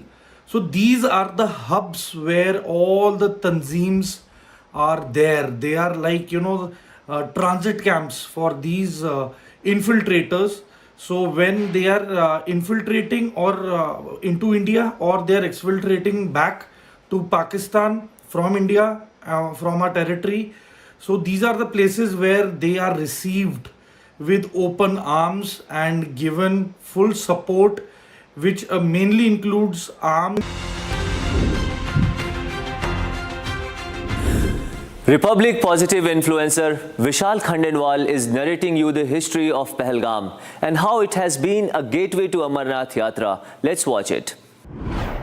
Pahalgam की बेसरन घाटी में 26 मासूम पर्यटकों को आतंकवादियों ने अपनी गोली का निशाना बनाया। ये वही खूबसूरत वादी है पहलगाम की, जहाँ ये 26 लोग अपने परिवार के साथ आनंद लेने आए थे। लेकिन अब से जब भी जिक्र होगा इन खूबसूरत वादियों का, इन 26 मासूम लोगों की हत्या का भी जिक्र होगा, क्योंकि इन्हें कहाँ पता था कि जहाँ ये आनंद लेने आ रहे हैं वहाँ पर मौत इनका इंतजार कर रही है। आखिर क्या है इतिहास पहलगाम का? क्यों आते हैं इतने लोग पहलगाम घूमने? आइए जानते हैं। हमारा नाम है विशाल और आप देखना शुरू कर चुके हैं स्टोरीज विद विशाल। हिंदू पुराणों के हिसाब से पहलगाम का मतलब होता है बैलों वाला गांव, जहां भगवान शिव ने अपने वाहन नंदी को पहलगाम में छोड़ दिया था अमरनाथ जाने से पहले। उसके बाद उन्होंने अपने सर पर जो धारण चंद्रमा था उसे चंदनबारी में छोड़ा, गले में जो सांप था उसे शेषनाग झील में छोड़ा, और पंचतरणी में जो 5 नेचर के एलिमेंट्स होते हैं, आकाश, अग्नि, वायु, जल, धरती, उन्हें वहां त्याग करके फिर अमरनाथ की गुफा में गए माता पार्वती को अमर तत्व की कहानी सुनाने के लिए। एक इतिहास ये भी कहता है इससे इतर कि चक वंश का राज था कश्मीर और पहलगाम के आसपास के इलाकों में। और इस कहानी की शुरुआत होती है 1561 एडी में, जब चक वंश के पहले राजा बनते हैं कश्मीर में गाजी शाह चक, जो हराते हैं शाह मीर के वंश को, और उसके बाद से लगातार 1589 तक चक वंश का राज रहता है कश्मीर में, जिनके आखिरी राजा थे याकूब शाह चक, जो अकबर के हाथों हार स्वीकार करते हैं क्योंकि उनकी खुद की ही प्रजा उन पर दबाव देते हैं उनके निर्णयों के कारण। इसके बाद मुगल एरा शुरू हो जाता है कश्मीर में, जहां पर अकबर, जहांगीर, शाहजहां, औरंगजेब, ये सभी ही पहलगाम और आसपास की खूबसूरत वादियों को अपना शाही ग्रीष्म स्थल बनाते हैं और लगातार इस जन्नत का लुत्फ उठाते हैं। और यहाँ तक किसी ने कहा था कि इस दुनिया में अगर जन्नत है तो वो सिर्फ यही है, यही है, यही है। लेकिन आज यही जन्नत कांप रही है दहशत से, क्योंकि इस नरसंहार के बाद लोगों के मन में ये भय जरूर बैठ गया है कि अब अगर हम वहां जाएंगे तो अगली गोली का शिकार हम तो नहीं। लेकिन बात सिर्फ इतनी सी नहीं, चक वंश से पहले भी पहलगाम के आसपास बहुत ही ज्यादा रिच हेरिटेज और कल्चर था, क्योंकि पहलगाम से 50 किलोमीटर की दूरी पर है अवंतीपुर टेम्पल कॉम्प्लेक्स। ऐसा कहा जाता है कि ये मंदिर 9वीं शताब्दी में राजा अवंती वर्मन ने बनाया था, जो उत्तर भारत के प्रमुख शासकों में से एक थे। यहाँ पर 2 मंदिर है, एक भगवान शिव को समर्पित है और एक भगवान विष्णु को। अभी भले मंदिर की स्थिति ऐसी नहीं जैसे पुराने समय में थी, लेकिन ये मंदिर की नक्काशी देख के ये जरूर बताया जा सकता है कि ये मंदिर बहुत ही ज्यादा प्राचीन है। इसके बाद आता है मार्तंड सूर्य मंदिर। इसे 8वीं शताब्दी में राजा ललितादित्य मुक्तापीड ने बनाया था, जो कारकोटा वंश के महान शासक थे। ऐसा कहा जाता था कि इस मंदिर के चारों तरफ 84 स्तंभ थे, जिन्हें देखने के लिए लोग दूर दूर से आते थे। इसके अलावा आज भले मंदिर खंडर की स्थिति में है, लेकिन इसे देखकर अंदाजा लगाना बड़ा आसान है कि उस समय इसका स्थापत्य एक अद्भुत ही दिशा में दिखा होगा। इसके बाद आता है मामलेश्वर मंदिर। ये मंदिर 12वीं शताब्दी में बनाया गया था और ऐसा कहा जाता है कि ये मंदिर अपने शिवलिंग के गर्भगृह के लिए बहुत ही ज्यादा प्रसिद्ध है। इन सभी स्थलों को देखने के बाद एक बात तो साफ है कि पहलगाम और उसके आसपास की जितनी भी घाटियां हैं, वे सभी आध्यात्मिक और ऐतिहासिक धरोहर से भरी हुई है। और अंत में जाने से पहले जो लोग मरे हैं, उनके आत्मा को भगवान शांति दे, अपने चरणों में जगह दे और उनके परिजनों को, उनके अपने परिवार के लोगों को शक्ति दे अपने आप को संभालने के लिए। ये कठिन समय है, पूरा भारत उनके साथ खड़ा है, हम भी उनके साथ हैं। और अंत में आपको ये वीडियो कैसा लगा कमेंट बॉक्स में ज़रूर बताएं। हमें सुझाव देते रहिए कि किन विषयों पर हमें वीडियो बनाने चाहिए। धन्यवाद।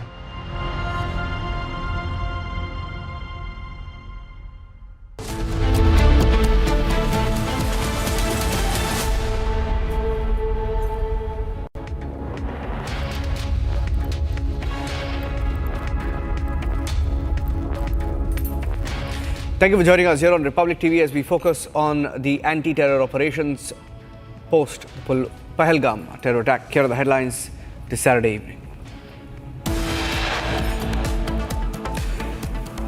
Exchange of fire reported between terrorists and forces in South Kashmir's Kulgam. Search operations underway.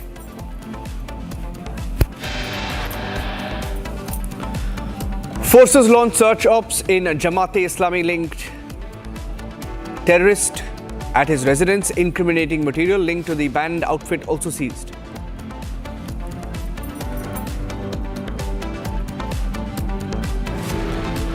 Indian Army successfully busts a terrorist hideout in Machil, North Kashmir's Kupwara district. A large cache of arms, ammunition recovered. Pakistan's defense attaché publicly threatens Indian diaspora in the UK, makes throat-slitting gestures at protesters outside the High Commission in London.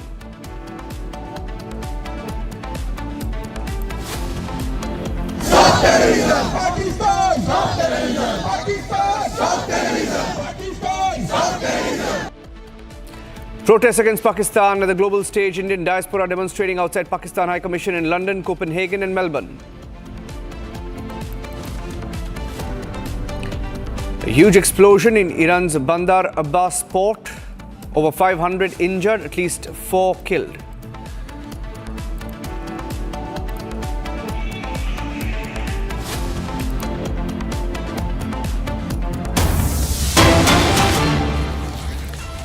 Getting in breaking news now that Iran has said that 4 people have been killed in the massive port explosion at Bandar Abbas. This is an explosion that took place at a port in southern Iran. Babak Mahmoudi, the head of the country's rescue organization, has made the announcement on Iran state television. At least 516 others have been injured in the blast at the Shahid Rajai port outside of Bandar Abbas, a major facility for container shipments for Iran that handles about 80 million tons or 72.5 million metric tons of goods a year. Social media videos also showed earlier. We showed you the videos of the smoke billowing at the port after the blast. And we have a confirmation now that 4 people have been killed in this explosion. Iranian authorities have not offered any cause for the explosion, though videos suggesting that there was something that ignited inside a godown, as seen in this CCTV footage that came into our newsrooms earlier.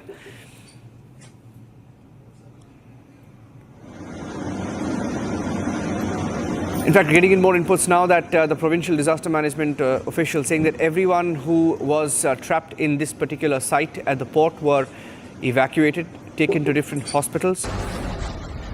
The provincial disaster management in the Bandar Abbas city saying that the blast came from containers at the Shahid Rajai port in the city. The Iranian state television also reporting that there was also a building collapse that was caused by this explosion. Not much details available so far. The Interior Ministry also saying that it has launched an investigation into this explosion.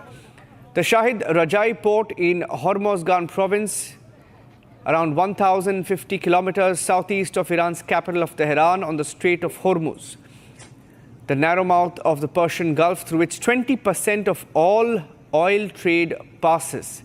In 2020, a suspected Israeli cyber attack targeted the port. It also came after Israel said it thwarted a cyber attack targeting its infrastructure, which it attributed to Iran. Meanwhile, the blast has been reported as Iran and United States met on Saturday in Oman for the third round of negotiations. So there is a coincidence there of the explosion around the time when Iran and the United States have met to negotiate over Iran's nuclear program. And just to give you a sense of where the Bandar Abbas port is and why it's critical, for Iran, the Bandar Abbas port and the Shahid Rajai port in this particular province, it's about 1,000 kilometers from Tehran.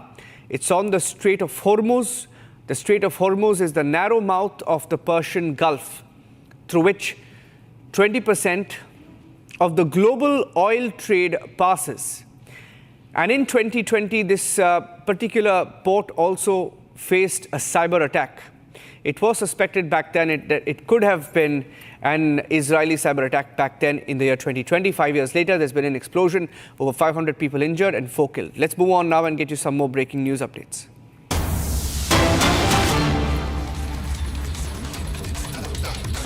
Getting in some breaking news now as the situation escalates at the India-Pakistan international border and also the line of control.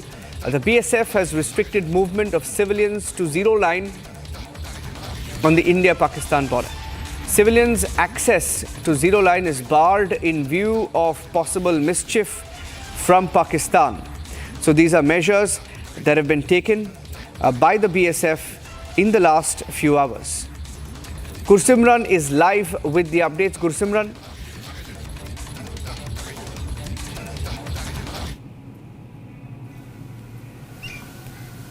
Yes, Niranjan. Right now we are at the Indo-Pakistan international border in the Suchetgarh sector, and here the movement of the civilians have been restricted to the zero line. This is the gate. I'll request Sergio Gaurav to show you that this is the gate, last gate on the Indo-Pakistan international border on the Indian side. This reads that you are approaching Indo-Pakistan border. International border is 100 meters ahead of this fence and BSF India's first line of defense. But now the gates have been closed. These are the visuals that we are showing you from the ground zero, that a lock has been placed here. That means no one is allowed to go beyond this point. There used to be the access from this gate to the zero line. On the other side is the Pakistani side, and these tourists, those who come to the international border, they used to cross this gate to go to the other side. But due to the prevailing situation along the international border and also the line of control, where the provocations from the Pakistani side are being seen, now the security forces have decided that there will be no access for the civilians and this gate has been closed.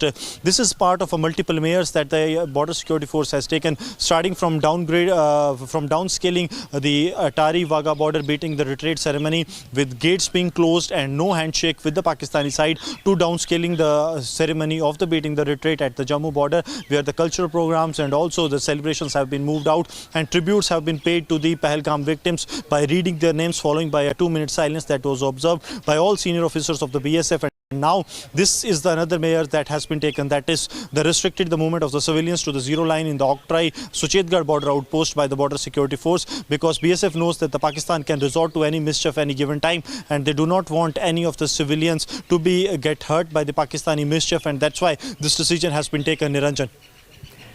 Okay, stay with me. I have another breaking news update now coming in from Kulgam. I'm getting in the details of that operation. The Kulgam police in a joint operation with the 1 Rashtriya Rifle and 18 Battalion CRPF has arrested 2 terror suspects, 2 terror associates, and has recovered arms and ammunition from their possession. So there has been a continuous crackdown on terror associates, overground workers who were given support to terrorists from Pakistan. Let me go across to my colleague Arawat joining us with the details. Arawat, what role did these 2 terror associates play?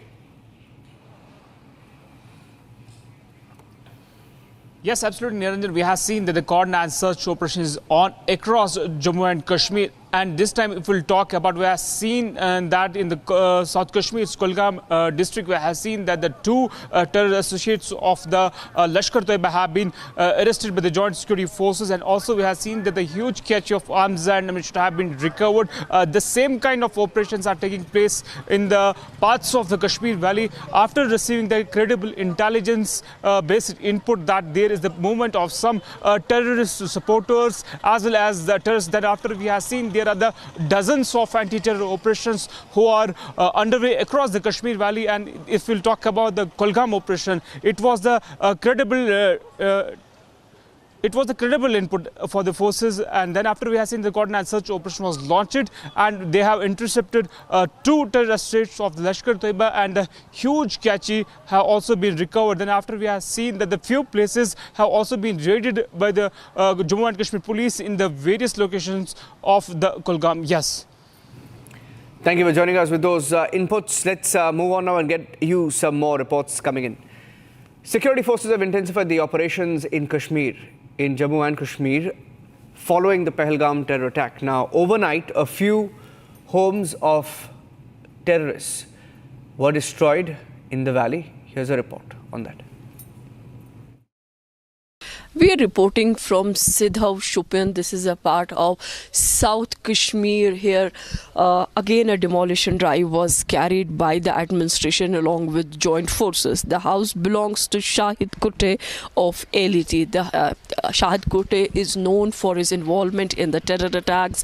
In past, he has been involved into the targeted killings as well. But now his name has surfaced in Baisaran attack. One can see the visuals from this very place where the house has been demolished. It has been razed to the ground.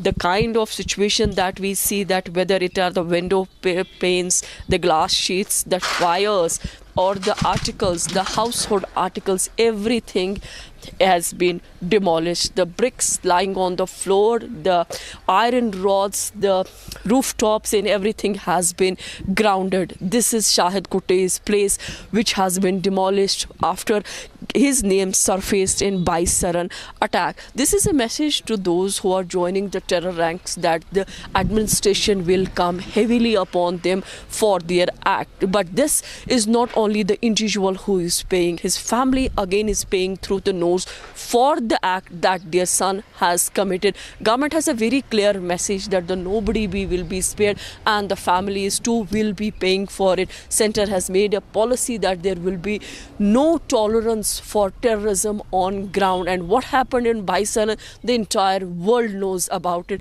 And seeing the action on ground, we see the axe falling on those terrorists who are supporting the terror network, axe falling on those locals who are supporting the terror structures, terror networks in the Kashmir Valley. And this is one of the houses that were demolished in the midnight by the joint forces along with the administration. In fact, in Shahid Kutte's place, and an iron notice was also pasted, though the notice is of the year 2022, that tells you about his involvement in other crimes.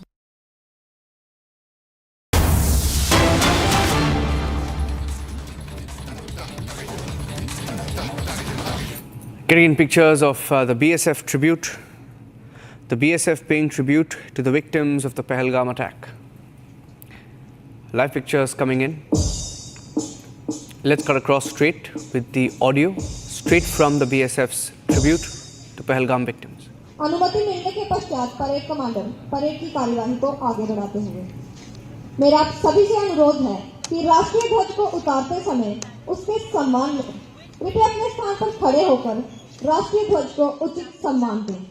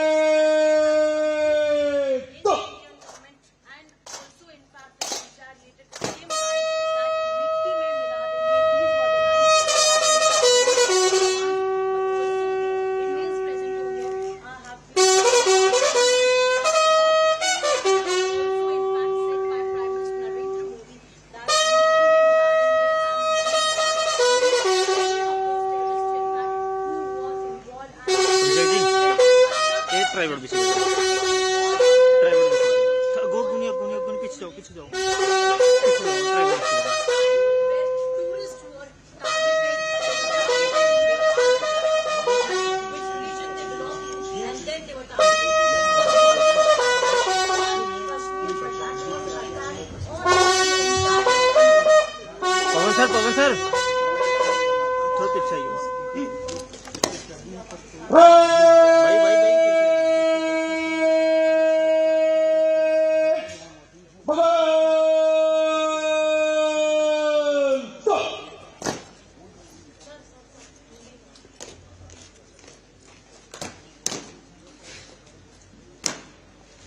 विजयी विश्व तिरंगा प्यारा, झंडा ऊंचा रहे हमारा। आप सभी से निवेदन है कि अब ध्वज रक्षक टोली राष्ट्रीय ध्वज को लेकर इस प्रांगण से विदा होगी। राष्ट्रीय ध्वज के सम्मान में अपने स्थान पर खड़े रहकर उसे सम्मान दें।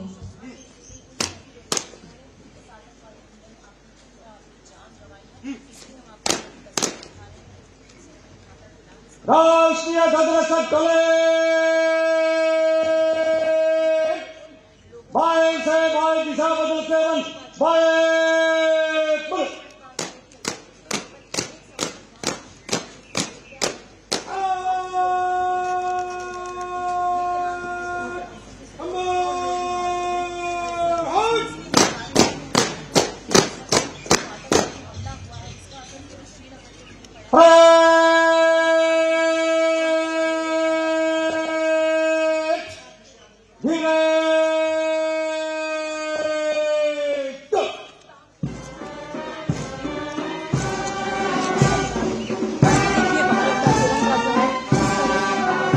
मूवमेंट करें मूवमेंट करें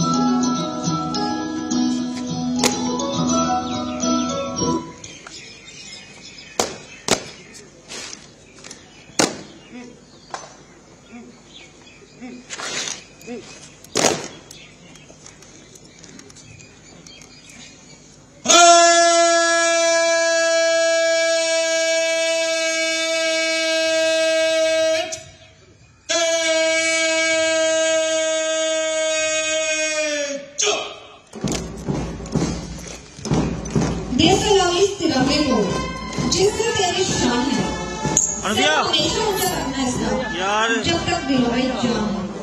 ध्वज रक्षक टोली प्रांगण से स्मार्ट मार्चिंग एवं उत्तम दर्जे की ड्रिल का प्रदर्शन करते हुए विदा लेते हुए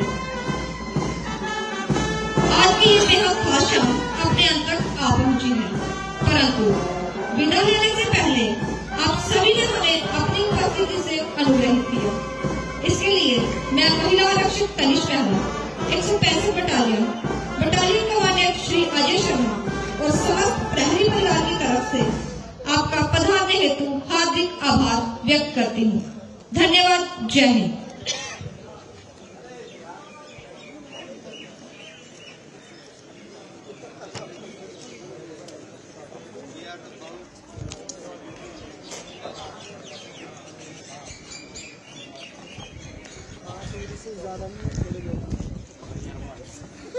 Now the entire gate is used to be open, but now the entire gate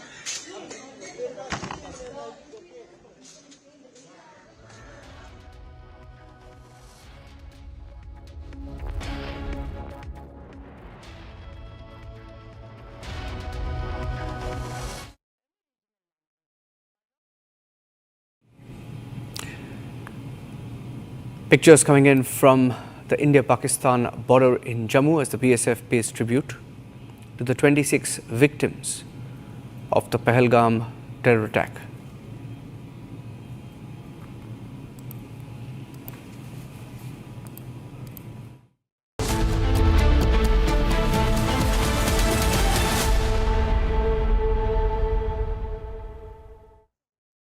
Amity has been ranked amongst the top 3% universities globally, a testimony to Amity's globally benchmarked quality.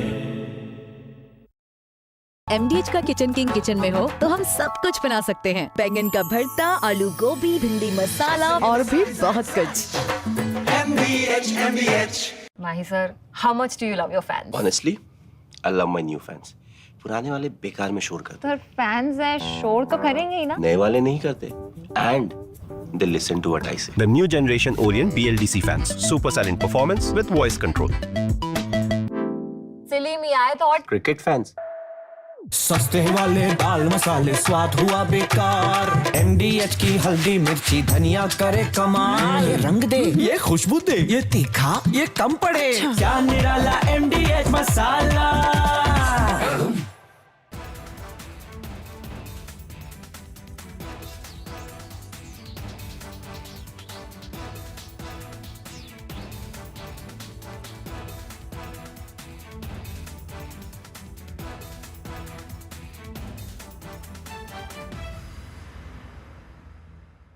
जुलदे यार तुम मौत की कसम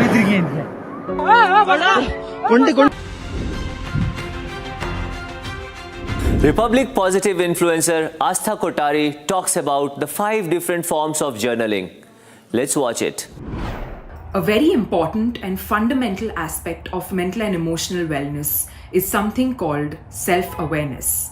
And there are many tools that can help us to build this sense of self-awareness. But one of the most important ones is something called journaling. Did you know that there are 5 types of journaling, each with a different intention and each working uniquely on the individual?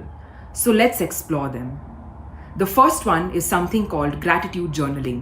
And quite literally, it forces us to just focus on the positive things that happen to us on a daily basis and that we might tend to ignore in the stream of things. For example, today, I'm truly grateful for the fact that my friend called me up and took the time out to check up on me. Choose 3 to 5 things that are unique and specific to that day and really try and feel that sense of appreciation for them. The second one is called emotional journaling, and this is particularly helpful for people to deep dive into their emotions and answer uncomfortable questions such as, why am I feeling this way and what triggered me to move into this mental state? Is it from my past or is it something specific that has been bothering me? What can I do to change how I feel about this situation? The third one is something called affirmative journaling, and the intention behind this is to build a sense of self-belief in overcoming challenging situations. If you're dealing with a tough phase in your life, it might help you to remind yourself of your capabilities. So writing down your strengths or writing down statements like, even though I am going through this particular difficult phase, I know I will overcome it with grace. Repeating this and using the power of repetition can really build a mindset shift in such cases. The fourth one is a little more fun, and it's dream journaling. The basic premise of this is to silence your analytical and logical mind and to vividly recall details about your dreams, the people you were talking to, what you saw, the color of the clothes that they were wearing.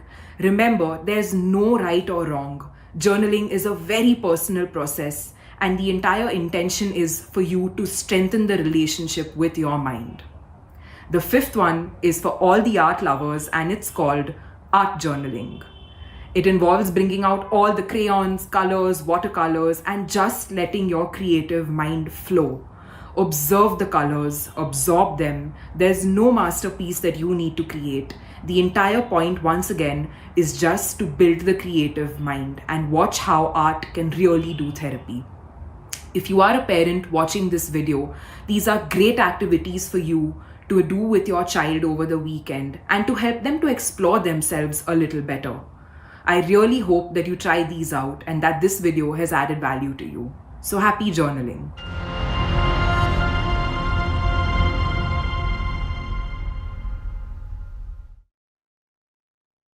Mahi sir, how much do you love your fans? Honestly, I love my new fans. पुराने वाले बेकार में शोर करते sir fans हैं शोर तो करेंगे ही ना नए वाले नहीं करते and they listen to what I say. The new generation Orient BLDC fans. Super silent performance with voice control. सिली में आए तो और Cricket fans. अब छोलिया हो या लोबिया, सफेद चने या काले चने, सब कुछ मजेदार बने। इसको घर पे लगाओगे तो शादी का तो पता नहीं, पर घर पक्का नहीं टूटेगा। रुंगटा नहीं तो घर स्ट्रॉन्ग नहीं। रुंगटा स्टील TMT बार एकदम सॉलिड।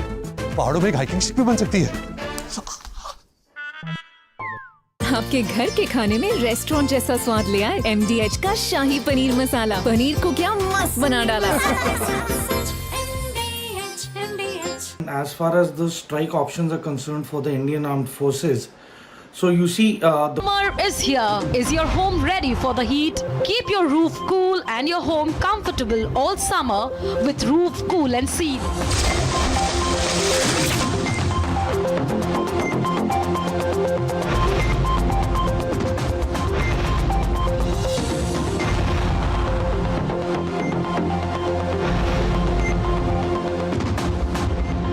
पसीना मत बहाओ, Berger roof cool and seal लगाओ।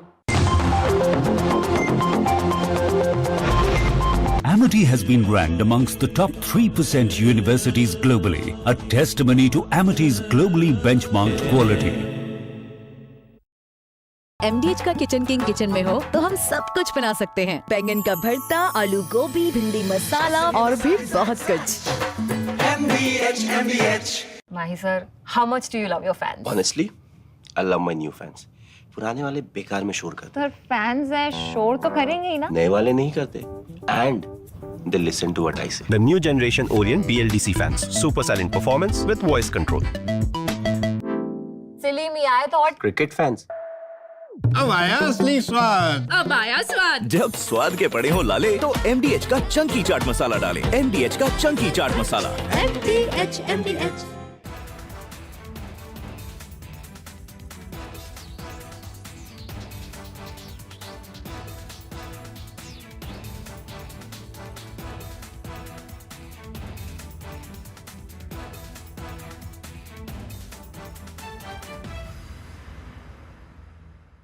Republic School of Journalism, you won't just learn how to report the news.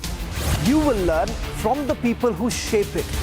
At Republic School of Journalism, you will meet India's top newsmakers and learn live. Inside Republic headquarters, there's news happening in every room.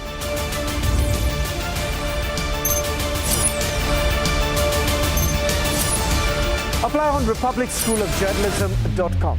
Applications are open. Mahi sir, how much do you love your fans? Honestly, I love my new fans.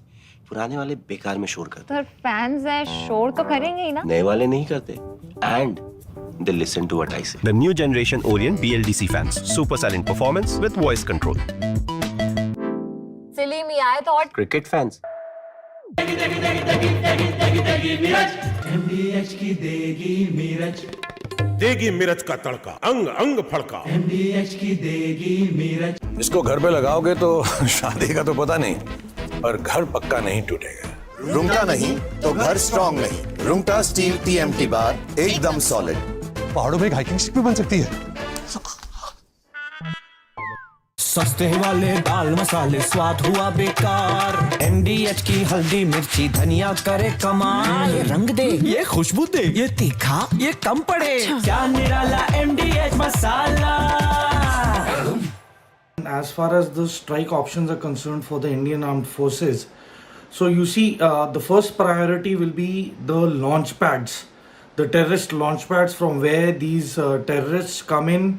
They basically take harbor or take rest, then they reorganize and regroup, and from there they are dispatched by the Pakistan fraternity. And so keeping this in mind, keeping this in mind, we have places like From Asia's largest news headquarters, setting the agenda for Bharat.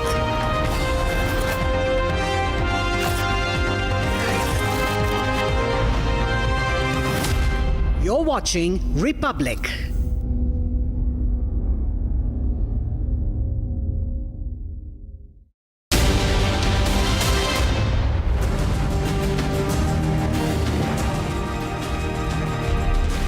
The Saturday edition of This is Exclusive with me, Shavinson. Multiple combing operations being carried out by the forces, and that's the reason why Pakistan is completely in a panic mode. Tonight on This is Exclusive, we will also take you through the latest details now coming in. These details are not just of the operation that has been carried out, but also how Pakistan is responding now.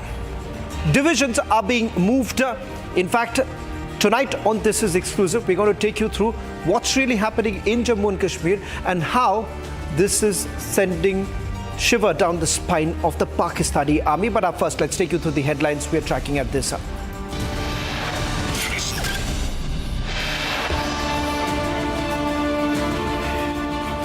Indian Army in action, door-to-door search operations underway in South Kashmir along with the Jammu and Kashmir police. Major crackdown on terror over ground workers linked to banned terror outfits being hunted down. Indian Army begins artillery drills along the line of control amid escalating tensions with Pakistan. Pakistan goes in a complete panic mode, moves army column to the line of control. Massive explosion in Iran's Bandar Abbas port, 4 deaths confirmed, over 500 people injured.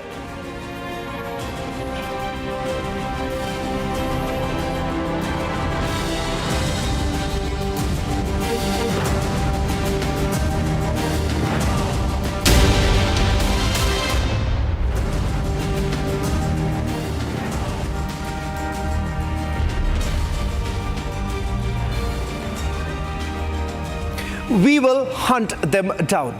Their sketches are now out. Ladies and gentlemen, those who are behind the Pahalgam attack are likely to be hunted down any time from now. In fact, information that we have with us is with regards to the multiple combing operations that are being carried out. Over a dozen operations have already been carried out in various districts of Kashmir. Massive operations are underway across Jammu and Kashmir. These, what we are going to see in a short while from now, are exclusive images that have been accessed by Republic TV for the door-to-door searches that have been carried out by the Jammu and Kashmir police. In fact, these are multiple raids at residence of terrorists, terror associates in Srinagar as well as in South Kashmir. I'm going to start with the first image that you're seeing on your screen right now. These are visuals of the searches that were carried out today in Srinagar. In fact, as you can see, Jammu and Kashmir police with all advanced technology carrying out these searches, because there are basically reports essentially coming in that several of these terror associates have been operating from South Kashmir itself. Right now on your screens, these are the latest images of the combing operation that was carried out earlier in the day. Mind you, all these images that we are showing right now, these are all deferred visuals. These are not operations that are going on as we speak, but these are operations that were carried out earlier, and now we have accessed these images just to give you a sense of how our forces, including the Jammu and Kashmir police, is in complete action mode right now, carrying out searches at multiple areas. In fact, Kulgam, Kupwara, Kishtwar, these are some of the places where searches have been carried out in the last 48 hours. This, what you see right now, is inside the home, the residence of one of the terror associates. In fact, we are given to understand 66 OGWs have been tracked down. We're going to take you through the details in a short while from now as far as the overground workers are concerned. But on your screens right now are the searches that are being carried out. These are door-to-door searches that are being carried out, which certainly isn't easy in the current circumstances. But remember, the Jammu and Kashmir police, along with the Indian Army, has also carried out multiple searches. But these searches are primarily being carried out by the SOG, the Special Operation Group of the Jammu and Kashmir police, carrying out the searches. We stay full frame with these visuals while we also go across to my colleague Zeenat, our Srinagar Bureau Chief, joining us right now, getting us the latest details. Zeenat, images on our screens right now are of the door-to-door searches that have been carried out. Help us understand the number of searches that have been carried out. How far have the Jammu and Kashmir police been able to get to some sort of a logical conclusion? See, Shravan, first of all, this is 64 is a huge number, and that you conduct the raids in one go. All the places were touched in the Srinagar city, from downtown Srinagar to uptown Srinagar. The searches were carried by the Srinagar police. Srinagar police, along with the SOGs, the cargo-based unit that carry the anti-terror operation, have specialization in, as known as the counter-terrorism grid. They have conducted the raids in the Srinagar city along. This was on the direction of the SSP Srinagar, Dr. Sandeep. Meanwhile, we are also seeing these so the places that were searched. They have the criminal records. They have the links with the terror associates. They have the links with the overground workers. These workers come from the outfits like JKLF, outfit known for Yasin Malik. Yasin Malik is the chief of band JKLF, then TRF, JEM, LET, and also TRF. These all outfits have been involved in multiple cases in the last 3 decades or so, particularly if we see the track record of Yasin Malik's JKLF, JEM, or the LET, and the mouthpieces of the Lashkar like TRF. These terror associates or the overground workers, they have been involved in the multiple crimes. Today, their doors were again knocked by the Srinagar police. They carried the length and breadth across. In Srinagar police carried the searches in all these areas, be it the uptowns, Chanapura, Batmalu, Zuni Marg, Safa Kadal, Khankai Maula, or the Baba Dam. All these areas were touched by the Srinagar police, because if you see the Srinagar's topography simply of the downtown, where you have the lanes, by-lanes, and those by-lanes and lanes are very narrow, that has always helped the terror outfits to make their escape. Once there used to be a coordinated search operation. Now, even the police would not dare to go in these lanes and by-lanes. If you go through the chronology of the downtown of the Srinagar, where the attacks would carry against the security forces or the policemen. But this time, the Srinagar police is going all out and going inside all these lanes and by-lanes. In fact, the terror associates and overgrown workers have already been registered with the UAPA cases, and some of them are already languishing in the jail. Some of them had been taken. Some of their cases have also been taken up by the NIA. Zina, I'll request you to stay on with us, because what I'm going to do right now is going to take our viewers through the details of the operations that have been carried out. Who are these overground workers? How are they all connected? This is extremely important to understand, as my colleague Zeenat was also pointing out, because we are talking about searches that have been carried out in one single day. What you see right now is the raids that have been carried out at the houses of 64 terror associates. They are also known as the overground workers. They're essentially those who have been aiding the terrorists, particularly in moving around. Remember, in the valley itself, it hasn't been easy, and that is the reason why, remember, the kind of logistical support that has been provided are provided by these overground workers. They are active in Jammu and Kashmir. They are on the radar. In fact, they've been identified in thousands. In fact, they've already been identified lengths on the terror associates of the band outfits. We're going to take you through which are the outfits with which they have been associated, along with the Lashkar-e-Toiba, as well as Jaish-e-Mohammed, Hizbul Mujahideen. You also have the ISJK as well as the JKLF. TRF again happens to be one of the offshoots of the Lashkar-e-Toiba, and they are all OGWs who have been working as far as they are concerned. They have all been hunted down by the forces. Now, these are the OGWs who have been working here, and without their support, remember, the movement of these terrorists could not have been possible, and that is the reason why the Jammu and Kashmir police is now basically looking at targeting them. Let's also take you through some more breaking news now coming in with regards to how they are connected, because there are cases that have already been registered against them. It turns out that they have essentially been able to track them down look at their past cases that have been registered against them. There is also the Public Safety Act that has been brought into the picture. In fact, as my colleague has been pointing out, UAPA sections have also been invoked. In fact, OGWs have already been booked. Zina, just a quick response from you with regards to the total number, because there is a lot of confusion. Initially, we were told that 250 have already been questioned. So what's the current situation? How many have been detained? How many have been arrested? And the fact that, does that mean that the Jammu and Kashmir police right now has credible link to hunt down the attackers involved in Pahalgam? See, the raids are being conducted across Kashmir Valley only to hunt down those perpetrators who have carried this gruesome attack. As far as the numbers are concerned, we see in Srinagar some 63 people, their residences have been scanned and searches. Even the digital evidences have been collected from the places. Then if we go to the South Kashmir has the districts like Pulwama, then you have Shopian, Kulgam, then Avantipur, Anantnag. These are the 4 districts of the South Zone. There 175 people have been interrogated so far. So if you count 175 plus 63, it is somewhere coming around more than 260 people have been questioned. So that's in the breaking all news. these days. The 170 coming from the 263 Anantnag in the last 3 days.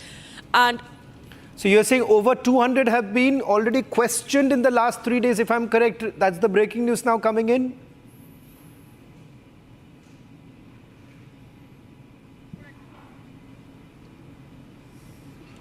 Yes, Shravan. This is a figure that is officially there because Srinagar police has officially said that it's around 64 people they have been questioning and the searches were conducted. And this is not the normal crackdown on the terror. Normal people, in fact, the people's inconvenience was also seen, that people should not feel any inconvenience during the raid. So only those who are listed in the diaries of the Srinagar police, only those were touched. So police is going very specifically penetrating to those who have the criminal records or who are based in Srinagar with the logistics of the terror outfits. So that is the point that has been taken into account when Srinagar police carried today's raids. Well, thank you very much, Zeerat, for getting us the latest details. The breaking news now coming in on This Is Exclusive. Over 200 have already been booked. They are all OGWs that have been booked so far. Let's now quickly move to the other big story that we're getting you tonight on This Is Exclusive. India has now begun the diplomatic strike against terror-sponsor state Pakistan. And amid the escalating tensions between the two nations, India is already preparing as far as the military front is concerned. There have been multiple ceasefire violations that have taken place along the line of control in the last few days itself, what is known as speculative firing on the part of the Pakistani. Indian forces have basically retaliated, gave a befitting reply. In fact, as we speak, remember over the last few hours, last few days, there have been multiple drills that have been carried out. Indian Army has conducted 3-day-long artillery drills along the line of control to prepare for any mischievous attempt from across the border. The drills were carried out earlier. We are not putting out the details of when, where these drills have been carried out. We are just putting out the exclusive images of the drills that have been carried out earlier. Just to give you a sense of how prepared our forces are right now and why exactly in a short while from now you'll really know that Pakistan is in a complete panic mode. This is why. In the visuals, you can see heavy artillery firing drills that are being conducted in the forward areas that are close to Pakistan-occupied Jammu and Kashmir. We're going to also tell you how the civilians are responding, but I want to stay with these visuals first. I'm not very sure right now if we can just play out the visuals, because I could also hear there are artillery firing that you can hear. They are for 10 seconds. Hear them out.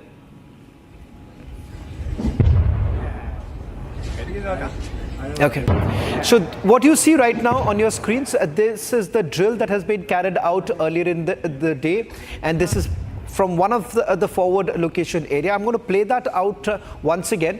I'm going to play this out once again for you to just get a sense of how the army is basically ensuring they're carrying out all these drills, sending across a message. This is all done with a sublime message to the Pakistanis that just be prepared.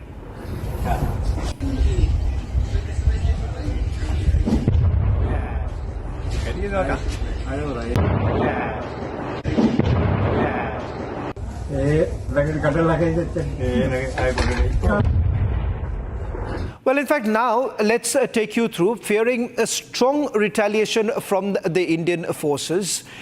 What has essentially happened, Pakistan has already responded, which I'm going to play out in a short while from now, that how Pakistan is responding to these very drills that are being carried out and what's really happening on the other side. That I'm going to play out in a short while from now. But before that, take a look at how our civilians are really preparing for it. The unfortunate part is because of this, what is happening in the border, the civilians are certainly having a tough time. But they say they are all prepared and that they are standing firm with the Indian Army. This is a report coming in from the international border.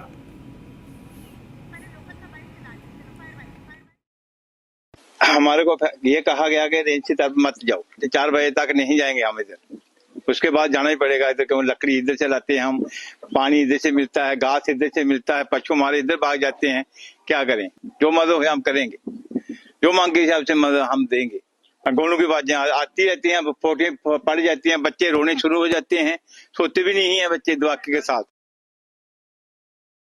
Days after Pahalgam terror attack, now the border security force has downscaled the beating the retreat ceremony, wherein no celebration or any of the cultural program is being allowed. Right now we are at the Indo-Pakistan border in the Octroi, where you will see that the border security force has been deployed and the security grid has been now strengthened. The BSF troops are keeping a strict vigil on each and every movement, and also this place from where the Indo-Pakistan international border is just 100 meters ahead.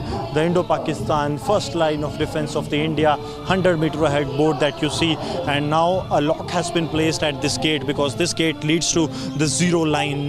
But as a precautionary measure to actually decimate any attempt of the adversary Pakistan that may attempt to disrupt peace or to target the civilians, those who go for the forward area, the border area, the zero line access has been now restricted for the civilians, and it has completely been blocked till the time we have seen the attempts or the situation de-escalates on the international border. This decision has been taken by the border security force in view of the security of the civilians that goes to the zero line, but there is nothing that the trust can be done on the Pakistani side, and that's why the decision has been taken that there will be no movement, and also downscaling the beating the retreat ceremony here at the international border. Now let me tell you how Pakistan is responding to all of this. They are in a complete panic mode. The reason being, in the last 48 hours, there have been multiple movements that are actually taking place. In a short while from now, I'm going to tell you what's happening right at the line of control and why exactly Pakistan has suddenly started moving their army divisions. In fact, there are 2 army divisions that have already been moved. So much so, these latest images that we are going to show you is a clear indication that Pakistan is worried. Pakistan is nervous. Pakistan is completely jittery. They know that something big is going to happen.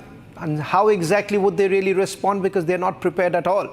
And that is the reason why what they've essentially been doing over the last 24 hours, a little over 24 hours actually, where they have indulged or resorted to speculative firing. They're basically trying to target our Indian posts, hoping that there will be some sort of a retaliation, hoping to find out how exactly will India really respond. Yes, of course, we have responded. We have retaliated well. We have retaliated hard, strong, and ensured that the Indian posts are absolutely safe. But this has basically resulted in a situation that Pakistan is currently, what you are seeing right now on your screens, they have basically increased their deployment. In fact, 2 army divisions have been moved. Can we also put this on our breaking grid right now? The 2 army divisions of Pakistan have actually been moved to